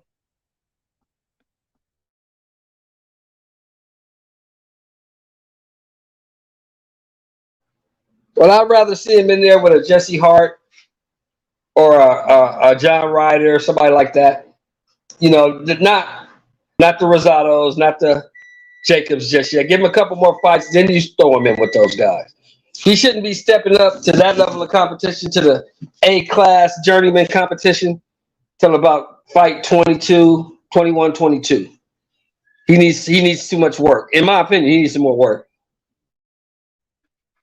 I don't think anybody mentioned Danny to fight him, but Gabe, yeah. Not me. I've been hearing Danny and Callum Smith. Now, if he can take Callum Smith and beat Callum Smith, okay, now we're talking about a title shot. But when I hear him talk, like here's the deal too. When I hear these guys talk, these young fighters, the Virgil Ortiz, the Boots Ennis, the Callum, the Berlangas, I don't hear them saying, yeah, I just want to take my time with it, and what comes. I hear them saying, hey, man, I'm ready. I'm ready for whoever, whenever. Let's get it going. I want all the big names. I want the title shot. They looking for title shots. They want their shot. So I respect it, and I want to see them get their shot. If they say they ready, let's see it. Obviously enough, somebody thinks they're ready enough. That's why we know their names in our community, right? So who are we to say they're not ready? Now, granted, the guy who faces them might not get credit, but the real hardcore fans know who these guys are. Go ahead, brother, and I'm gonna go on to the next story. Hey, Mark, can you say Fernando Vargas? Can I say it? Yeah, you remember him, right? Yeah. Fernando Vargas. Yeah, the daddy. Yeah, senior. Yeah, Fernando Vargas. What about Fernando Vargas? Remember they threw him in. He was the hot guy. He was clocking everybody. And they threw him in with Tito They threw him in with Oscar, and they threw him in with Mayorga. And he got viciously knocked out, and he was never the same. But by the time he fought, hold on, man. By the time he fought those guys, though, he was already Fernando Vargas, though. Yeah, but in the same token, he had been doing the same thing this kid doing. He had been knocking everybody out. I don't think it's the same. I don't think it's the same. Yeah, he wasn't really a knockout artist. He's a guy that more so that got his fights with just accumulation. He wasn't really, you could tell he wasn't a knockout artist, and also you gotta understand he was a champion. He was a champion. Bro. It's not the same, bro. It's not the same. Yeah, he was at a different level. And he had a hell of a fight with Trinidad. It wasn't no easy fight. And Trinidad punched him in his balls all night long. That's pro boxing, ain't it? My G, that's nah, man, it's not. That's actually soccer. Right. That's on your corner to work the ref. You got to work the ref all night, man, when you see those kind of things going on. But for the record, I got this pulled up right here. When he faced Tito Trinidad, he was an IBF champ, and he had been the IBF champ for, let me pull this up. How many defenses did he have? Okay, he won it in 1998, and he had it until he fought Trinidad in 2000. So he was a champ for about 2 years. You know what I'm saying? He had beat Ike Corte. He had beat Ronald Wright. That was the big one for me, that Ike Corte win. That was the big one. You know what I'm saying? Yeah. But they robbed Ike Corte before, though. But he beat him, though. He won. It is what it is. Damn, man, you got a lot of movement on your phone, brother. Respectful. Yeah, man. But yeah, let's move on to this Ryan Garcia situation. Bro, please let me mute your mic, brother. I'm so sorry. That is terrible audio for the audience. This nigga over there making sandwiches, cooking. Look, let's go into this Ryan Garcia story. Ryan Garcia, I'm gonna pull the tweet up. My brother said he basically had to pull out of the fight. I'm gonna paraphrase, but then I'll pull up the actual tweet. But Ryan Garcia basically is pulling out the Javier Fortuna fight due to health and wellness reasons, and he thanks his fans. Certain fighters have came out to tell him they wish him well. Even his opponent, Javier Fortuna, said, "Hey, I'm here for you whenever you're ready. We can get it going." Teofimo Lopez has came out and showed support for Ryan Garcia. What do you guys think about Ryan Garcia pulling out of the fight due to health and wellness reasons? And he's 23. He said he was going to retire by the time he's 26. So he only has 3 years left. He's not a champion, hasn't won a significant title. However, this is supposed to be a big step up fight for him against Javier Fortuna. What do you guys think of this? I've been seeing on the boxing community, a lot of places have said, "Oh, he's scared." Reynoso now made him pull out because they don't want him to lose. I've also heard people saying, "Hey, this is cap." Some saying, "Hey, he's more interested in his IG because he's super popular on IG." Has a modeling career, as some people already know. He's a model as well. So it's a lot going on right here. Fans are confused. Fans want answers. I'll pass the floor up, and I'll pass the mic and give you guys the floor and let y'all talk while I pull up the clip. Go ahead. I got a question. Where'd they get the idea that he has mental illness? Because that's the thing that they've been running with now for 2 days now. I think they're getting that because of the verbiage in the tweet. I'll pull the tweet up, but that's what they're going with. Because he didn't say COVID, he didn't say I think the thing, it's more of what he didn't say than what he did say that makes the fans kind of make their own assumptions. But I don't want to make too many assumptions. I just kind of want to just go with what's out there. I'm gonna just analyze what he said, and we'll try to put that together. Right. Because I didn't hear. I mean, in the little thing you read, I didn't hear him say he had any mental, mental problems at all in that little passage you read. Yeah, that's my point. He never said mental illness. He said health and wellness. Now, that could mean anything.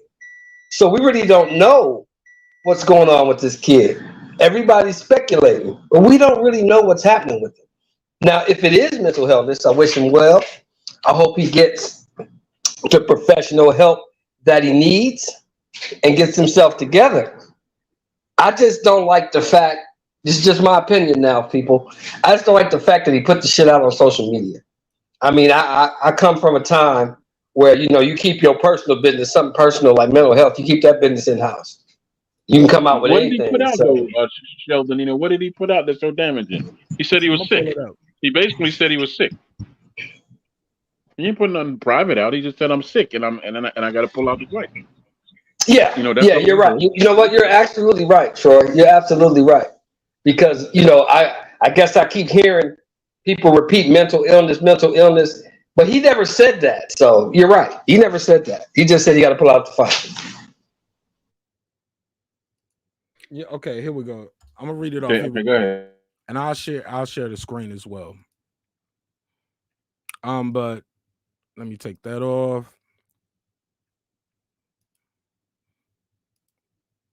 Here we go. Ryan Garcia, Instagram. Bam. All right, King Ryan. I know this news may be disappointing to some of my fans, but I'm announcing today that I am withdrawing from my July 9th fight. At this time, it is important to manage my health and well-being. Let's stop right there. How are you guys interpreting that so far? That could be the flu, or he needs to rest. It could be anything. All right, here we go. Let's continue. I have decided to take some time off to focus on becoming a stronger version of myself. I hope to be back soon. I will be back soon. I hope to be back soon. And I am looking forward to stepping back into the ring. So he's just hoping to be back soon first. Stepping into the ring is secondary. Let's just break it down. I see somebody just beamed in. I heard it, but let me finish reading this and I allow you on the show. Hope to be stepping in the ring. Where was I at? I hope to be back soon, and I am looking forward to stepping back into the ring when I am my healthiest self. When I'm at my healthiest self, I want to thank God, my family, my doctors, and my supporters. Okay. And from there is where we're getting a lot of this confusion because it's very cryptic. Some people are saying it's mental health. Some say, hey, if it was COVID, you could just say COVID. I'm like, everybody don't tell everybody they personal business. Some was like, hey, it could be herpes. He could have had Magic Johnson, whatever. It is what it is. Respectfully, of course, to Magic Johnson. No disrespect. But my whole point is because mental health is one of those things that you don't say, people are saying he's saying it without saying it. Sir, since you just pulled up on this panel, I'm gonna give him the floor first since he just pulled up. Go ahead, sir. Yeah, salute to you, Marq. And salute to the chat. Salute to you, my brother. You got the great show, man. Go ahead, you got the floor, man. So King Ryan right here. I read his IG. Did you hear it? You want me to read it again real quick, briefly, without the dramatic reading? Yeah, I heard it. I think it was a great move for Ryan Garcia to step out if he really is going through some, ailments. If it's mental, like people are saying, if it's emotional or whatever it is, self-care is very important. You just and very important. Go ahead. Both ways, self-care is very important. Right. I can explain it for you. Go ahead, You want me to break that down for you? Yeah, elaborate, Troy. Go ahead. Right. 'Cause you read a line in there where he says, "Well, I hope to be back in the ring real soon." Right. I said, Right. I have what I said. I hope to be back soon, and I Mm-hmm. am looking forward to stepping back into the ring when I am You my know what he's healthiest saying? self. When I You am know my what he's healthiest saying? self. Go ahead. He's saying, "Hey, pay me what I want, and I'll be back in the ring real soon. Until then, I will not box it because I'm just not my healthiest." That's all I hear. I didn't hear nothing about money, Troy. I didn't hear I nothing did. about money, bro. I did. Anybody interpret this as No, he no, don't feel like he no. getting Because if you're sick, you don't say, "Well, I'm gonna." You use words like "I plan on." You don't say, "Well, well, how did he word it? That I hope to and all all right, let's that." pull it Right? back up. All right, let's read it. Let's read it again. Yeah, let me read that segment again. He said, I have decided to take some time off to focus on becoming a stronger version of myself. I hope to be back soon, and I am looking forward to stepping back into the ring when I am my healthiest self. So he's trying to be a stronger version of himself. He want to come back, and he's look forward to stepping back into the ring when he's his When you healthiest pay self. me, yeah. This is about money. It ain't about nothing else. Mm. Where did you hear money at, Troy? Respectfully. When he says, "I will step back in the ring real soon when I I'm look at my," Troy, he didn't say I will. He said, What'd he say? I hope to be back soon, and I am looking forward to stepping back into the ring when I am my healthiest self. Yeah, what simply says, "Look, as soon as you pay me, I will step back in the ring." You trolling. You trolling, my G. No, I'm not. You can't tell I me don't hear nowhere mental where it illness says that. at all. I hear money. I didn't hear mental illness, but I didn't hear money neither. Okay, well, I did. All right.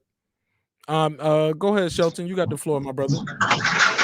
Yes, sir. I hear that, like I said, let me preface this first. I wish the kid the best. If it is mental illness, which he did not specify, I hope he gets the help that he needs and he can return to being a better version of himself, just like he said. But what I hear is, I don't think I'm ready for Fortuna. My team doesn't think I'm ready for Fortuna. I don't really want to fight. Excuse me. I don't really want to fight. I like what boxing can provide for me, but I don't love the sport like that. I don't love it. I got these followers. I got this modeling career. And I think I'm going to focus on that. If something lucrative enough comes along, then I'll be back. Then I'll be back. But I don't hear. See, I'm not going to go with the narrative of mental health because he never said that. And right now, in the climate we living in, it's very acceptable to say I'm working on my mental health. It's very acceptable to say that. When I was coming up, you better not say nothing about being crazy, boy. But you never said that. But my G, maybe that's part of the problem too, though. We didn't discuss mental health growing up. Right. And I agree with you on that, Mark. But my point is, he didn't discuss mental health either. That's people speculating. Did you hear that anywhere in that statement? He said mental health. Anywhere. No. But I'm just going with based off the statement you said. Growing up, we didn't talk about mental health. Right. We didn't talk about it. You know that. And my reply was, yeah. That's why I replied with, maybe that was part of the problem. Oh yeah, definitely. I agree with you on that. 100%. It's a lot of things we did and didn't do. As a culture, as a country, as a society, that we can all agree that were we should have done. Yeah, people had slaves at one point. You try that today. You get what I'm saying? Women can vote. Try that today. Yeah. You know what I'm saying? Right. So, yeah. So I just want to say, that I do believe mental health is a serious thing that we should all talk about and we should work on as a society, as a people. But like I said, I didn't hear him say that verbatim, Shelton, and you're right. I just muted your mic real quick because you had a lot of movement going on, but you got the floor. Go ahead, brother. No, I feel you. I feel you. Yeah, I just don't. I don't want to put mental health out there and say that there's something wrong with this guy mentally when he never said that. That's for him to say. He never said that. He said he's taking a break. Now that could be for various reasons. You know what I'm saying? I just don't think I'm just speaking for myself, my personal assessment of this kid. I've never seen that thing. You know what I'm talking about, Mark? You know, the special fighters have that thing that you can see. I never saw that in him. I never saw that real fire, that passion for the fight game in him. He was a guy that fought pretty good, got some fast hands, and he used boxing for all the stuff it could bring him. Now he got the stuff that he wanted, and I just think he's done with it. I don't think he wants to do it anymore, honestly. Sir Senior, you got the floor. Yeah, I think that's really what it is he gets more fame and more money off of endorsements than he do in the ring. He don't want to put that, you know, he don't want to put in that work that it will take for him to be a better fighter. He got hand speed to a certain extent, but I mean, what real fighter don't got hand speed? So, Sir Senior, respectfully, maybe that is what he's doing. You say he don't want to put in the work. That's what that's what he's doing now to go to Shelton Moore's argument. Mr. Moore said it best. His team said he wasn't ready for Javier Fortuna. That's a lot. That's the argument I'm hearing a lot of on the YouTube streets, as you would say. People saying he's weak, he's soft, he don't have it. You know what I'm saying? He need to try badminton. Maybe he should focus on modeling. But then those same people will argue he wasn't ready for Javier Fortuna. Is it possible that he's getting ready? Because when he comes back after maybe that first fight is probably not going to be Javier Fortuna. Now you cooking, Mark. Now you cooking. Well, I would say that like I said earlier, I respect the fact that if he's saying he needs, you know, time to get healthy, then I respect that. If he's doing it to duck, I respect that. I mean, because nobody want to get knocked out on TV. Nah, I can't respect it. Nothing when we saying he ducking though. I can't respect that though. I can't agree to that, but that's my opinion. I mean, I'm saying like, if he knows that he's not ready, and it's, to me, there's one thing of you ducking and trying to, you know, go to you're talking a bunch of junk and then you try to go to a easier fighter or something like that. But he's stopping, period. Now, if he comes back, and then he fights one person and then fights the guy, or either comes straight back and fights the guy, I can respect that. He was like, okay, I want ready. Now I'm ready. I'm going to show him what it is. I could respect that. But if he comes back and he fights, now all of a sudden he fight Manny Pacquiao again, you know what I'm saying? Like, it'd be some BS. Okay. I'll never, he'll never get my respect back. But you feel me, right? Yeah. I mean, well, I don't expect him to come right back. It depends on how long the layoff is, right? Like if he takes a year off, like if he doesn't fight in July and his first fight, and let's say Javier Fortuna does still fight someone, and then he tries to fight in December, I don't expect him to fight Javier Fortuna after taking a longer layoff and Javier Fortuna, you know, has been active. He might have to, this might be the way for him to go back to the gauntlet and start over, and maybe he lost a lot of confidence by getting dropped like that by Luke Campbell. But with that, I'm gonna pause my mic real quick. Let's go to God Body Sports. Peace, God. How you? Salute to you, big bro. How you feeling, Mark Nash? Salute everybody on the panel. This is actually my first time, so thank you for having me up here. Yeah. But I follow your channel heavy. You know what I'm saying? I like what you be talking about over there, and I appreciate you pulling up, my G. Thank you. But I wanted to touch up on that Ryan Garcia thing. I mean, like, I be trying to take people for their word of mouth. So if he say he retiring at 26 and 22 years old, he only got 4 years left. So it ain't much we got left for Ryan Garcia. Also, with him and his modeling thing and him being a young kid, you know, his mind probably going different every ways of how he really want his career. But if you're gonna be in boxing, you should be in boxing. That's what I'm gonna just say about it. Well, we got a lot of boxers who did movies, did film. You know what I'm saying? They cross brand, cross promote. They sell sneakers, shoes. Like, I don't want to say he can't have other streams of revenue. We don't want to say that, right, God? No, we don't want to say that, but I would say I haven't seen them boxers do that unless their career was legitimized already. I mean, define legitimized. Like, they gave him a crown after his last fight. Look at this picture. They put a crown on him. But who gave him the crown? The fans got to give him that crown, right? I know he ain't get no belt. You know what I'm saying? Like, he chose this, though. Like, that's what I'm saying. Like, his integrity is going down. Like, he really got to like be head first in boxing. If you're gonna be, you got to have that tunnel vision. You can't just want to take layoffs unless you. If you 40 and shit, like I guess Manny Pacquiao, them type of people could do that, take layoffs. But you 22, right? We want to see you out here. But is it possible? And I'll pass this around to everybody else. Let me get everybody else take on this. Is it possible, right? Maybe he did analyze himself. Maybe all of this stuff could be true.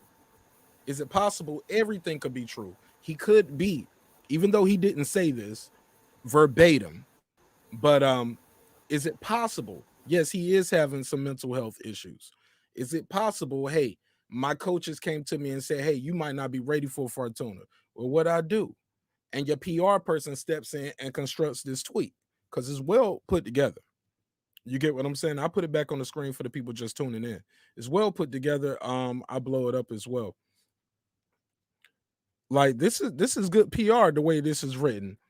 I know this news may be disappointing to my fans, but I am announcing today that I am withdrawing from my July 9th fight. At this time, it is important for me to manage my health and well-being.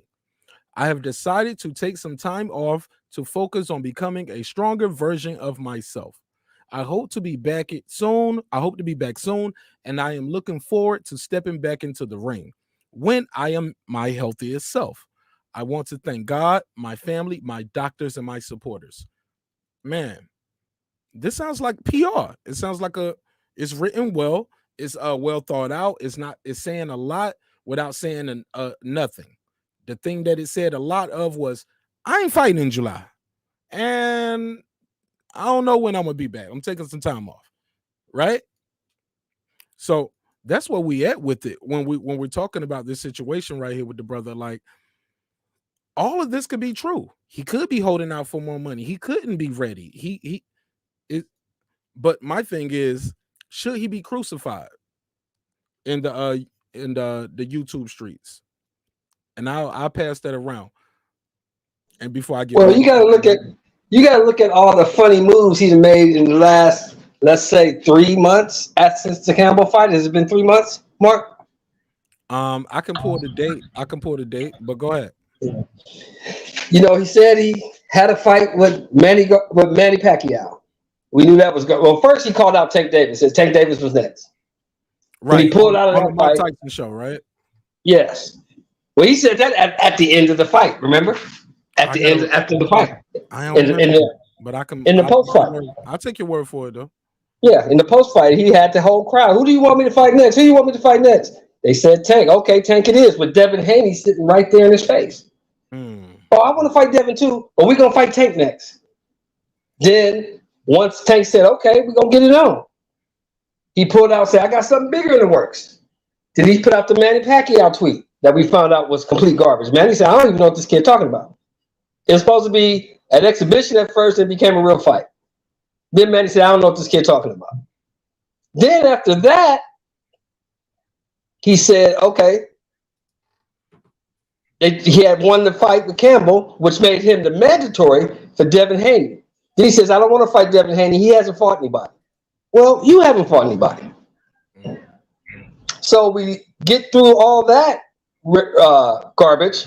Then he signs to fight Javier Fortuna. Now, a month and a half, 2 months before the Fortuna fight, I got to pull out for health and wellness reasons.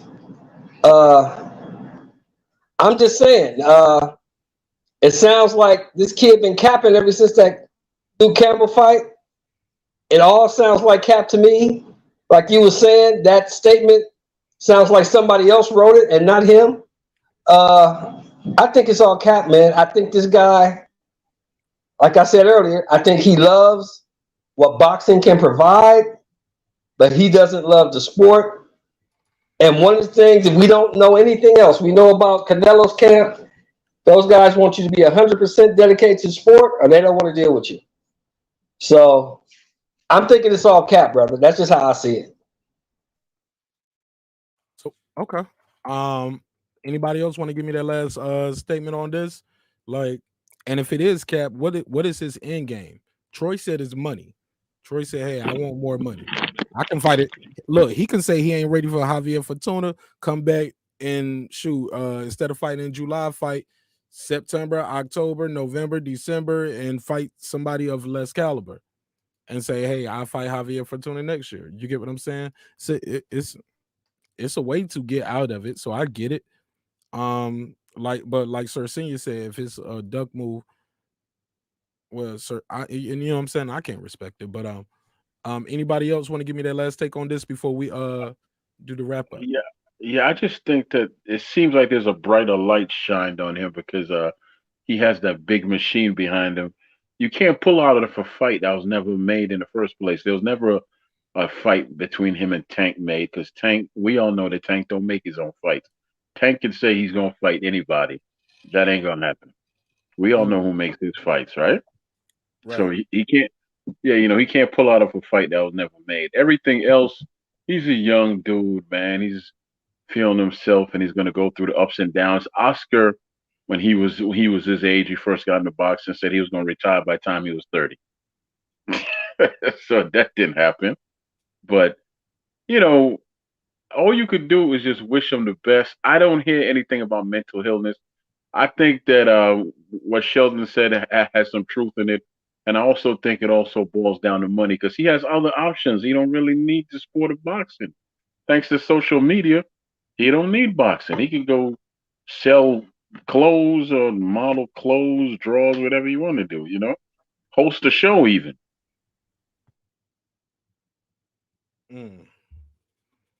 All right. Go ahead. Who want to go next? I would just say my biggest gripe is when he came on the Mike Tyson podcast dressed like Muhammad Ali, like he wanted all the smoke, and now we get this this mental lapse, and so that's my biggest gripe with him. Other than that, I don't even care.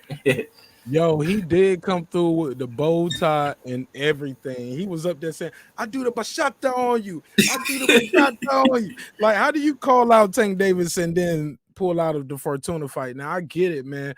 But boxing is a tough sport. I was interviewing a guy on the Brother Show, Brother Kyle, on the boxing section, and I asked him like the same question I love to ask most fighters every time I interview him. I like to ask him, why boxing? You could have did anything in the world.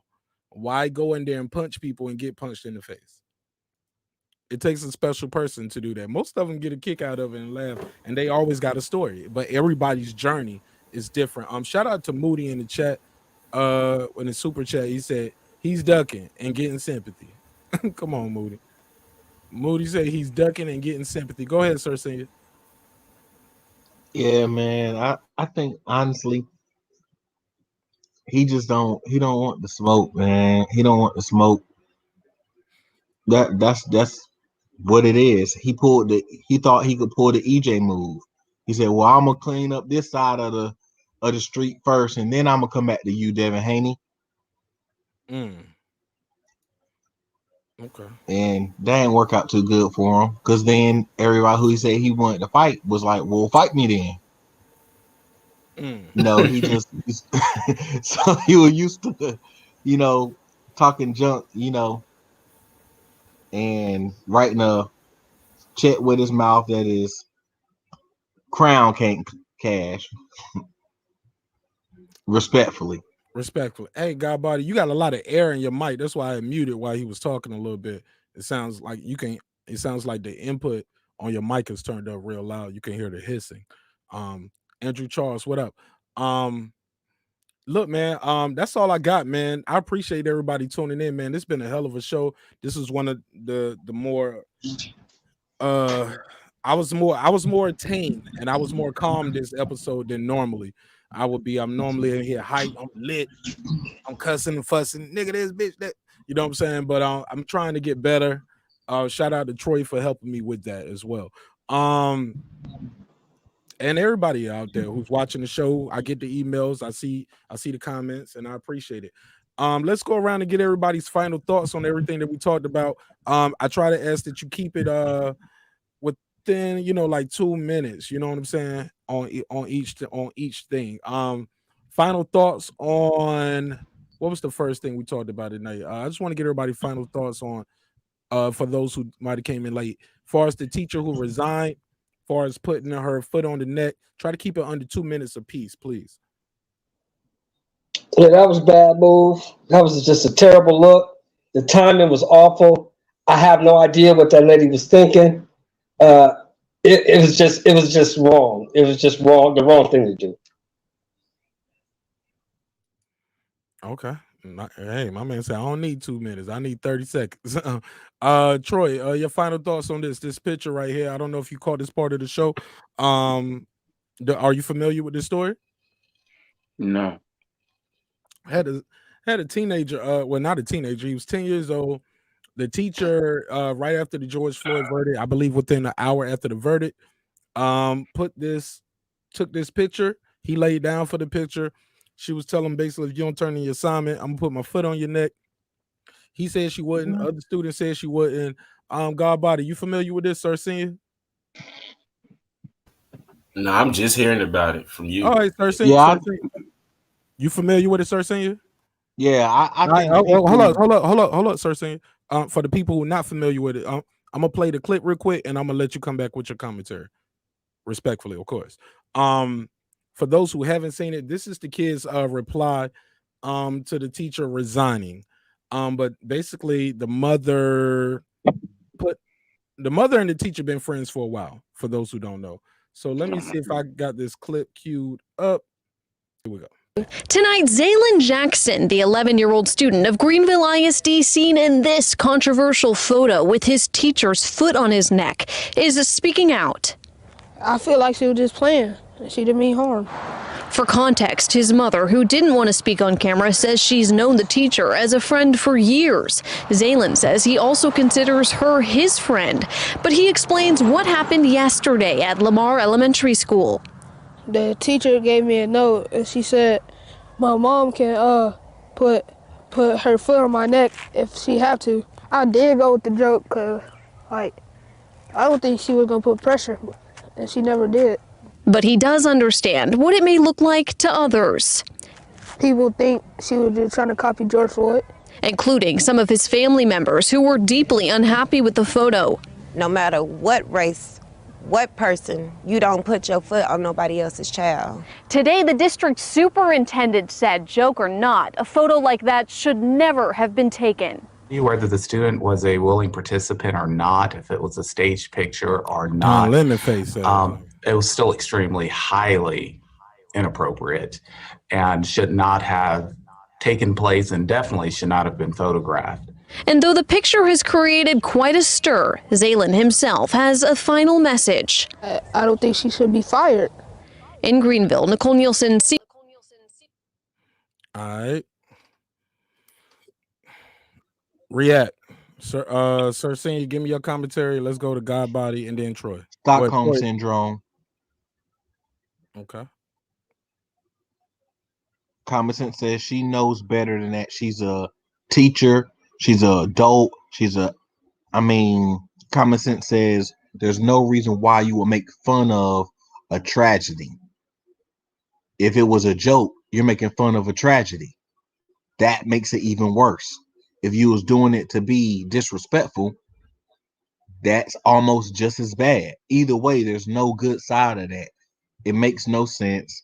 And now you done made this little boy a mockery for his family and for his culture. Because now he's begging for you to not take responsibility for your actions. And it makes him look like he got Stockholm syndrome or he kissing up the master.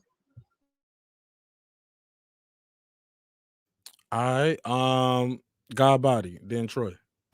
I mean, I really honestly ain't got no comment for that, bro. It just shows like where our role models at in this society we call America. And I guess some people assimilated themselves so much in that they like kissing master, being a bootlicking buck dancer, basically. So that's all I got to say about that. And it pretty pisses me off because it ain't like we could just, go to war. So I'm gonna just leave it at that. For sure. Troy, what you got for me? Well, as far as the teacher goes, the teacher's an adult, and the child is a child. So as an adult, you should know better, and you should do better. That's a fresh thing that just happened. That didn't happen years ago with George Floyd. That just happened. And you find it funny? You find that damn thing funny? It's not about 30 minutes after the verdict, by the way. Yeah, that's what I'm saying. But you have the nerve to find that funny. And then the child, of course, being a child, knows that you're a friend of the mother, knows that you won't hurt him. He's simply playing along with you because he trusts you. He's 10, right? The 10-year-old or whatever. Well, yeah. The initial report said 10, but that news report that we just played said he's 11. But regardless, he's not old enough to make legal decisions really comprehend anything or make legal decisions for himself. Now, is this teacher black or white? Did it say? This is a Caucasian teacher. Well, I'm shocked to hear that. That teacher, he or she is not friends with that family. They need to break all ties with him or her and just leave that individual alone. They clearly showed you that they're not your friend. Okay? Seriously, man. I mean, come on. And for the record, the mom hasn't spoke on any news channels. She hasn't shown her face. When she did speak, she posted on her Facebook that she doesn't believe the woman should be terminated. This is why the woman was on administrative leave. Since then, she has resigned. So she basically quit before they could fire her because it's no excuse for it. I'm sure the kid probably felt pressured by other students to make that news statement saying, hey, I don't think she should be fired. You know why? Because they probably calling him a snitch. You're a rat. You're a tattletale. That's what they do when you're 10 or 11. You get what I'm saying? That's what I got on that. Let's go. Let me get you guys' final take on this story as well. The state trooper in North Carolina. Sean, did you and Troy, did you guys catch that? This guy right here, they settled for $20,000. The police pretty much whooped his ass and choked him out. He was pulled over for failure to he was pulled over for expired registration and was beaten, assaulted. The cop pretty much mocked him. Anybody saw this? You guys saw this video? Well, I think I saw it a while back. It's an old video, right? Right. The cop was fired today. Ironically, shortly after the George Floyd verdict, the young man settled for $20,000. The police department accepts no wrongdoing. The officer is terminated, and this case is done and over with. For the people just tuning in, I'm gonna show the clip. Let me share my screen real quick. Make sure y'all smash the like button on the way into the room. It really helps with the visibility of the show. We're trying to grow bigger and bigger, man. We almost at 2K, man. We almost at 2K because of people like you. So please share the link if you're able, especially if you're on Facebook. Sir Senior, let me bring you back in. I'm gonna play this video real quick though. Can't do that, sir. This officer is trying to unlock my car. This officer is unlocking my car. They just illegally entered my car. And I'm being forcefully removed. Take a look at me. I'm a fucking specimen right here, buddy. Sir, you have gotten on my last My hands are up on camera. All right. I'm in no threat. You're going to get your ass whooped in front of fucking Lord and all creation. I'm going to give you one more chance. I'm being He said I'm a specimen. I'll let you film the whole thing. I'm being threatened right now. I'm giving you a chance. I am not doing anything. I feel I'm giving you a unsafe. chance. I feel unsafe, and I'm in no threat to these 3 officers. My hands are up. I am doing nothing wrong to provoke anybody or anything. Making sure this is all recorded. I've just been threatened by a lawful officer. I have just been threatened by a law officer as 2 other officers stand by and say absolutely nothing. Willing to participate. My passenger door was open. My driver door was open. I have it on camera. He rolled my window down to do so. I'm giving you to the count of 3. Sir, this is all on camera.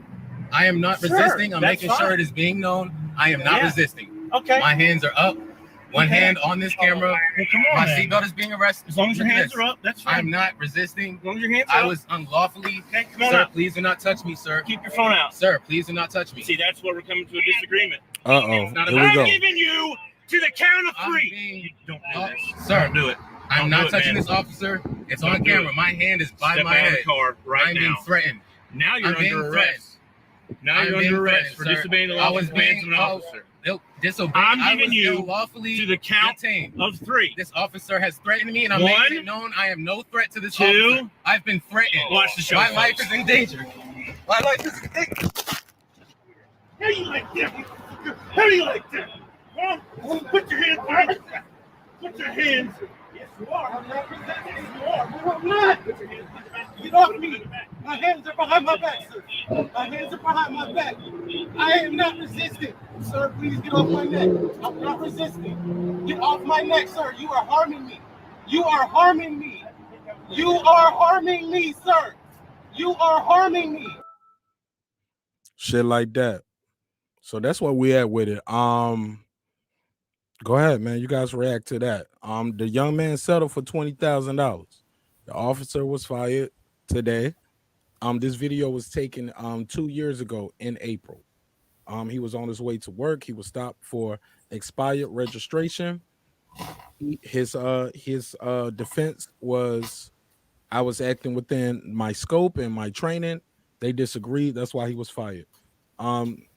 God body, Sir Senior, and let me get your reaction to that. Troy, I don't know if you spoke on this video yet. I know you said you don't like these kind of videos, and I totally understand it. And it's hard to talk about it, but like my brother Reggie Owens said, I gotta agree with him. Well, I don't know if I said it first or he said it first, but we both said we got to tell our story our way, because if not, let them tell it. George Floyd just died of fentanyl. Derek Chauvin didn't put none of that shit in his report what happened, and he would still be walking across the land terrorizing other people as well. So we got to tell these stories, and we got to put it out there. God body Sean. Yeah, I'll just say the $20,000 is pretty stupid, but it's no value on the testament of the outcry that he just showed that we go through every day for the last 100+ years. And I can just imagine that, what if it was no body cam, what that guy would have did. So all I could just say, because it's hard for me speaking on this too, so all I could say is my people just got to stop being scared. I mean, get your military arsenal and just stop being scared. I'm not saying go to war, but be on the defensive side all the time.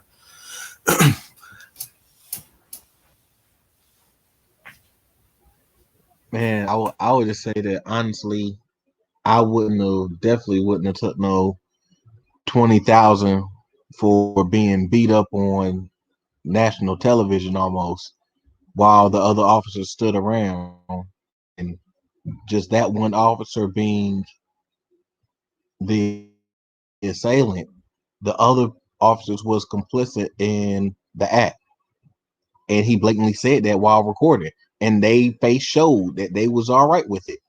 So 20 G's ain't nothing, but I guess to a young dude, maybe 20 G's or something. But nah, it wouldn't have been just 20 G's. I would need more than that. And it's not all about the money. It's that I would need a program funded by the police to stop that type of thing. Something that's giving back to the community. He thought that was funny. He thought that was okay. There's no way. He was clowning. He was clowning, sir. He was like, enjoy. He's like, enjoy the show, or what he say, or something like that. He said, what did he say? Enjoy the show before he yoked the boy up like that. Come on. Yoke the man up, excuse me, because he is a young man. And he was looking for a reason to try to do something to him. You could tell from his body language and everything else. And here's the deal. When you order somebody out the car, what are the reasons we need? I'm gonna get a police man. I need your brother up here, Troy. Man, one day. He don't have to show his name. You can put a fake name. Get it, but I need to get a police expert up here to answer some questions. Like, I know it's different per state, but he was ordering him out the car so aggressively, and it was so intense. And then only to say later, now you're under arrest. Okay, I wasn't under arrest all this other time. You just want me out the car for what? For your safety? Like, it's one here, it's one there. You've reached in, you roll my window down, open my door. You are in here leaning over the steering wheel. My brother said it was thank God for the body cam. This ain't the body cam. This is him holding the camera. They got all of this. So finally, you say, now, yeah, this is him holding the camera himself. That's a selfie. That's why he's one hand like this holding the camera, the other hand on his face. So I mean on his head. So I'm like, oh, so now he's under arrest. That was all about. Granted, hold on. This is the last thing I want to say. I'm looking at my notes here. The young man did plead to misdemeanor obstruction. He did plead to that because they say he did obstruct. So he did plead to a misdemeanor obstruction, settled for $20,000. The officers fired, but more importantly, the city and they accept no wrongdoing. That's my problem with it. He was threatened. I would need at least an apology. But like I said, everybody's money is different. Like, it's 2 years later. It's no coincidence that 20,000. You know, look, when it happened in 2019, COVID hadn't hit yet. So the brother has different issues going on, I'm sure, as we all do. You get what I'm saying? They probably hit him with that resist, delay, and obstruct. Well, no. I'm telling you what, I know what he pled to, though. I'm just telling you, he did plead to misdemeanor obstruction. The officer was that's the whole thing is resist, delay, of obstruct of a public officer. So those types of things is they can. Obstruction is layered. You can get charged with obstruction of justice, obstruction of an officer. Like, those are different things. Obstruction of an officer is I can just be standing here and I can roll my eyes a certain way. He can come up and say, I'm obstructing the officer. I'm like, why? Because now I got to look at you and see what you're doing. I promise you, bro, because I was threatened with obstruction of an officer for looking at somebody from you. You know what I'm saying? The obstruction of justice, that's different. That's like me giving false information and things like that. So those are different things as well. And it's all about your state and the local legislation too, how they charge you and how layered they want to do it. But this officer, in my opinion, should have been charged with assault.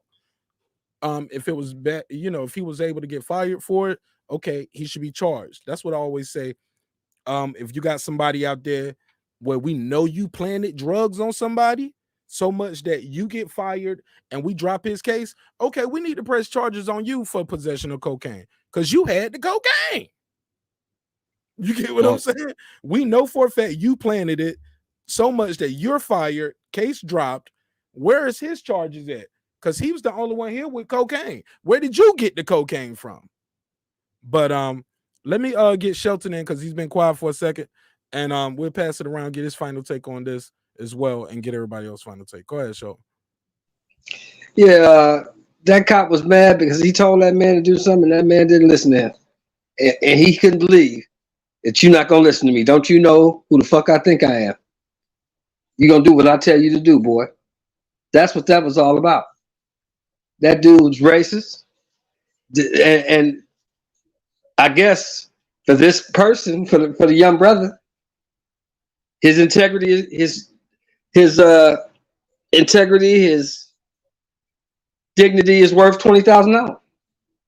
I mean, I wouldn't even thinking about no money because you got 20 grand. The lawyer got a third of that. So what did you really get? I would have tried to get him for all they was worth. I would have signed nothing that says the city has no responsibility. It's just a mess. I just don't like the whole situation. The whole thing is it's disgusting, brother. It's just disgusting. Yeah, he needed the money, man. Did everybody get a chance to speak on this before I go to the last one? No. It sounds like, the more I listen to it, he was threatened. He was threatened to take a plea and take this little bit of money, because if you don't, there's a chance, you could go to trial and lose this case, and you could do years for XYZ. Even though he was the victim, but they turned that around and make him in the wrong, because there's no proof. You can't see the cop touching him. You could hear him saying that you get your knee on me and all that, but you can't see it, right? So that could be played against them. And obviously, as we know in our community, we don't always have money to get lawyers, that could actually help us out. We have to deal with the public defenders most of the time, right? True. And most of them public defenders, they overloaded and they're trying to come up, so they're not going to give you any extra time. They're just going to simply tell you to take this plea and just be happy with your freedom, and you'll have something hanging over your head for 10 years in my case, or whatever the case may be. So you take it and you make sure you don't spit on a sidewalk or nothing, because in all reality, it's not the nature of most people when you're being manhandled like that not to defend yourself.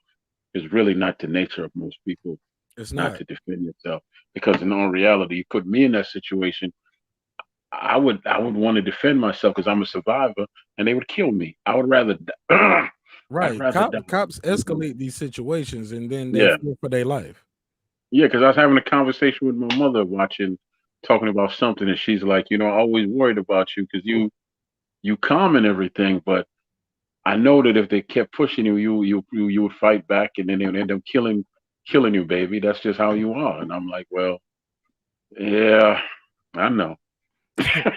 Damn, man. All right, final thoughts on this story right here, and then we're gonna wrap it up. This was Dr. Carrie Rosario and Mr. Tony Collins. Tony Collins was the zoning commissioner. And they were on a Zoom call, and he was totally disrespectful to the sister. For those who just tuning in and didn't see it earlier, I'll play the clip and I'll let you guys come back with your final thoughts. Mr. Collins, you have some thoughts? I did. I think that we kind of lost our way on what we're talking about here. We're here to approve the standards that have been presented. And if Mrs. Rosario has something about one of those standards. It's Dr. Rosario. Thank you, sir. If Mrs. Rosario has something about Dr. Rosario. Well, I'm sorry. Your name says on here, Carrie Rosario. Hey, Carrie. It's Dr. Rosario. If you got something I would call you Tony, so please, sir, call me as I would like to be called. That's how I'm identified. It doesn't really matter. We're here. It matters to me. It matters to me. And out of respect, I would like you to call me by the name that I'm asking you to call me by. Thank you. Your screen says Carrie Rosario.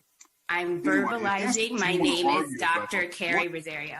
And it really speaks very negatively of you as a commissioner to be disrespectful.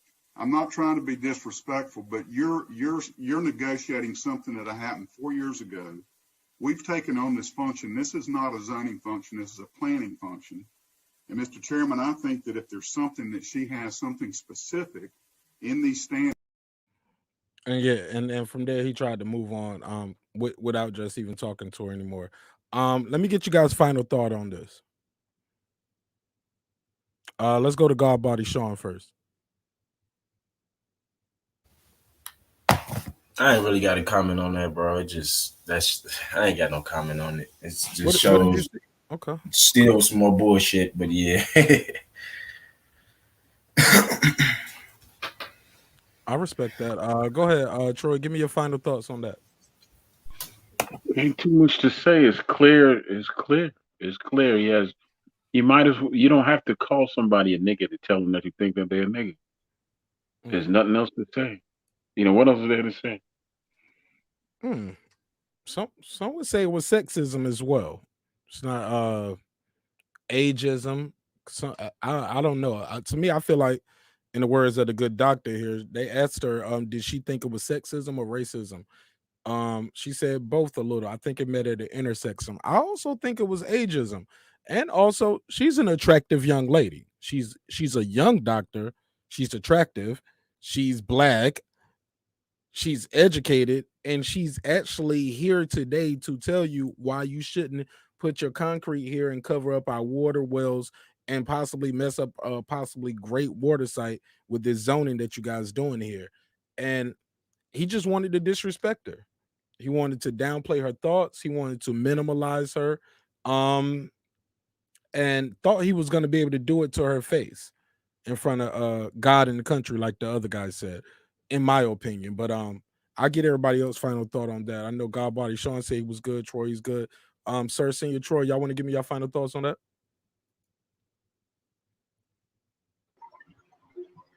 I already gave my thoughts on it. I Man, mean, I said Sir Senior. I'm sorry. I meant Sir Senior and Shelton. I'm sorry. Yeah, he basically told her, "Nigga woman, how dare you tell me what to call you?" He had no respect for that woman. He was upset that she actually had the nerve to correct him. He's a racist piece of trash, and he was showing his true feelings for her by refusing to address her as doctor, and to the point where it cost him his job. I mean, how racist do you got to be? Where you fuck this job? I'm not gonna call her what she want me to call her. I'm just not gonna do it. I mean, so that tells you everything you need to know right there. 1,000,000%, Sir Senior. I don't see your logo up, but you got any final thoughts on that? Your mic's muted. Yeah, I Oh, there would you say go. that. Yeah, I would say that most definitely. I feel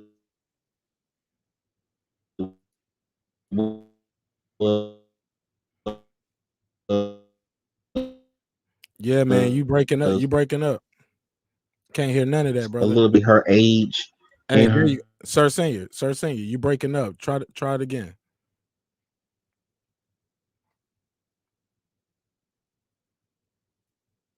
Yeah, he's breaking up. I can't hear you, brother. Try it now. Yeah, man. Try to beam back in, sir. Yeah, man. But yeah, that was sounding bad. But that's where I'm at with it, man. I just feel like that disrespect, like she said, it met at the intersection of racism, sexism, class, entitlement. Yeah, and it was totally uncalled for. And in the words of All facts, brother. All facts. And in the words of the good brother Shelton, I think I said this earlier at the beginning of the show. It cost you your job. It meant that much to you to because, and this is a clip I didn't have up here, but earlier in the broadcast, I don't know if it was earlier or before or after, but it's a clip going out of somebody else on that same panel who accidentally calls her Mrs. Rosario as well. She corrects him. He says, "Oh, excuse me, no problem, Dr. Rosario," and proceeds to keep talking. It wasn't that serious, bro. And then to be so condescending and say, "Well, on my screen it says Carrie Underwood." You get what I'm saying? His mama named him Clay. I'm gonna call him Clay. That's what that sounded like to me right there. You get Facts. what I'm saying? Facts. You get what I'm saying? So that's what that sounded like. So I'm seeing that, and I'm like, oh, he's still going back and forth. See, that's another thing with this Zoom shit too, motherfucker. With doing these Zoom meetings with your colleagues, motherfuckers been feeling real froggy with the tone and things they might say to you on a Zoom conference. Like, you would not say that standing beside me, Brad, in the boardroom or in the office, because we're gonna go in the parking lot after this. You know what I'm saying? Or you gonna have to talk to me one-on-one. This ain't, you can feel so emboldened to make such a spectacle of something that's so small. Just respect my title. You know, I'm not, like she said, I'm not calling you Tony, but yeah, man, it is what it is, and it's gonna be what it's gonna be. But in the meantime, in between time, Let's pass it around. God Body Sean, tell people where they can follow you at, my G. And I appreciate you so much. I'm so humble. I'm so grateful that you pulled up on the panel today. Thank you. Thanks, bro. I'll be up over here more often too, because this was fun too. But you can follow me at God Body Shine. They struck me twice, so I just been slowing down, trying to slow down on the work. But yeah, because I put that video of I put the news video of them showing like Hank Aaron getting the vaccine, and then I put the media article of them showing Hank Aaron dying like a week or two later. In the same video? How did I get a strike for that? I thought I was just showing y'all shit, but yeah. So they said it made it seem like that. But yeah, you can follow me at God Body Shine. Thank you. Hey, Sean, stay on. Hey, look, Sean, stay on after. Hold up, real quick. Stay on after this. So, did they strike you for uploads or strike you for lives? They strike me for, it was like harassment. It was a live. Oh no, it was like, I think it was false information or some shit like that. But yeah, so if I get one more, I'm gonna have to start over. Man, I'm gonna work with you on that, man. It's a way to get that thing done too and fixed too. Hey, but real quick before you go, tell people real quick where they can follow you at again. Oh yeah, you can follow me at God Body Sports and News on YouTube, Instagram, and Facebook. All right, put the link in the chat too. Mr. Shelton, stay with me real quick, Sean. Mr. Troy Graham, you want to tell people where they can follow you at if they want to get in touch with you, the audience? I don't have a page yet, man. I'm working on it, and maybe in the future, but I don't have a page yet, man. I'm pretty much I bounce to certain pages, and sometimes I talk, sometimes I don't. All right, well, in the meantime, in between time, man, y'all can find him over here, man. Hopefully, chopping it up with your boy Marq Nash. Shout out to Mr. Troy Graham. What part of the world you tuning in from, Mr. Graham? I'm in Baltimore, man. Hey, Baltimore. You know I got people up there, West Side, full nav. Yeah, I'm over here in Baltimore, being blessed and happy. Yeah, don't sound so happy about it. Yeah, I'm in Baltimore. Sound like Eagle off the Winnie the Pooh stuff. I was watching with my daughter today. No, I'm actually sick, man. I took a week off work on purpose because I'm sick right now. Oh man, and it's not mental illness. So yeah, I just want y'all to know that. Oh my God! See, I'm slow on the trigger. I supposed to have the drop right there. I supposed to have the baboon chain. You know what I'm saying? There we go. Got to be quick on the trigger over here. But it was a very serious show today, and we tried to have a little fun with it as much as we can because it is a very serious issues that we talk about. Mr. Moore, you want to tell people where they can reach you and follow you, sir? Take us on. Oh no, I don't have a page either, brother, but I'm gonna be messing with you real heavy, man. I appreciate you for having me on, and these are the conversations that need to be had. I love your content, I love your channel, and I'll be back soon. Thank you for having me, brother. Absolutely, man. I tell people all the time, like I said, man, this ain't my show, it's y'all show, man. Because as soon as y'all don't want to see me, it ain't no more show, man. I'm just a guy sitting in here by myself talking to a camera. So in the meantime, in between time, I will see you guys on Wednesday. Wednesday is relationship day, hump day. So we're gonna talk a little sex talk this Wednesday. We got off track last week. I think we did enough mental health and enough political stuff to get us through Wednesday, because unfortunately this won't be the last time that we have to talk about these kind of subjects, but we will cover them when we can. Monday, Wednesday, and Friday we'll be back here at 10 o'clock sharp Eastern Standard Time. It's your boy Marq Nash breaking the beats. He is I am he. Remember, dreams require sleep, goals require effort. You can get that hoodie at marknash.com, and I'm wearing one right now. But the subject for Wednesday is how to communicate your sexual needs with your partner. Oh man, this should be a lot of fun. Look forward to seeing you guys back here at 10 o'clock. Hey man, y'all can hang out real quick while I run the outro. I greatly appreciate it, and I'll chop it up with you. Thank you, man. I'll see y'all on Wednesday. Peace. This that squad sound.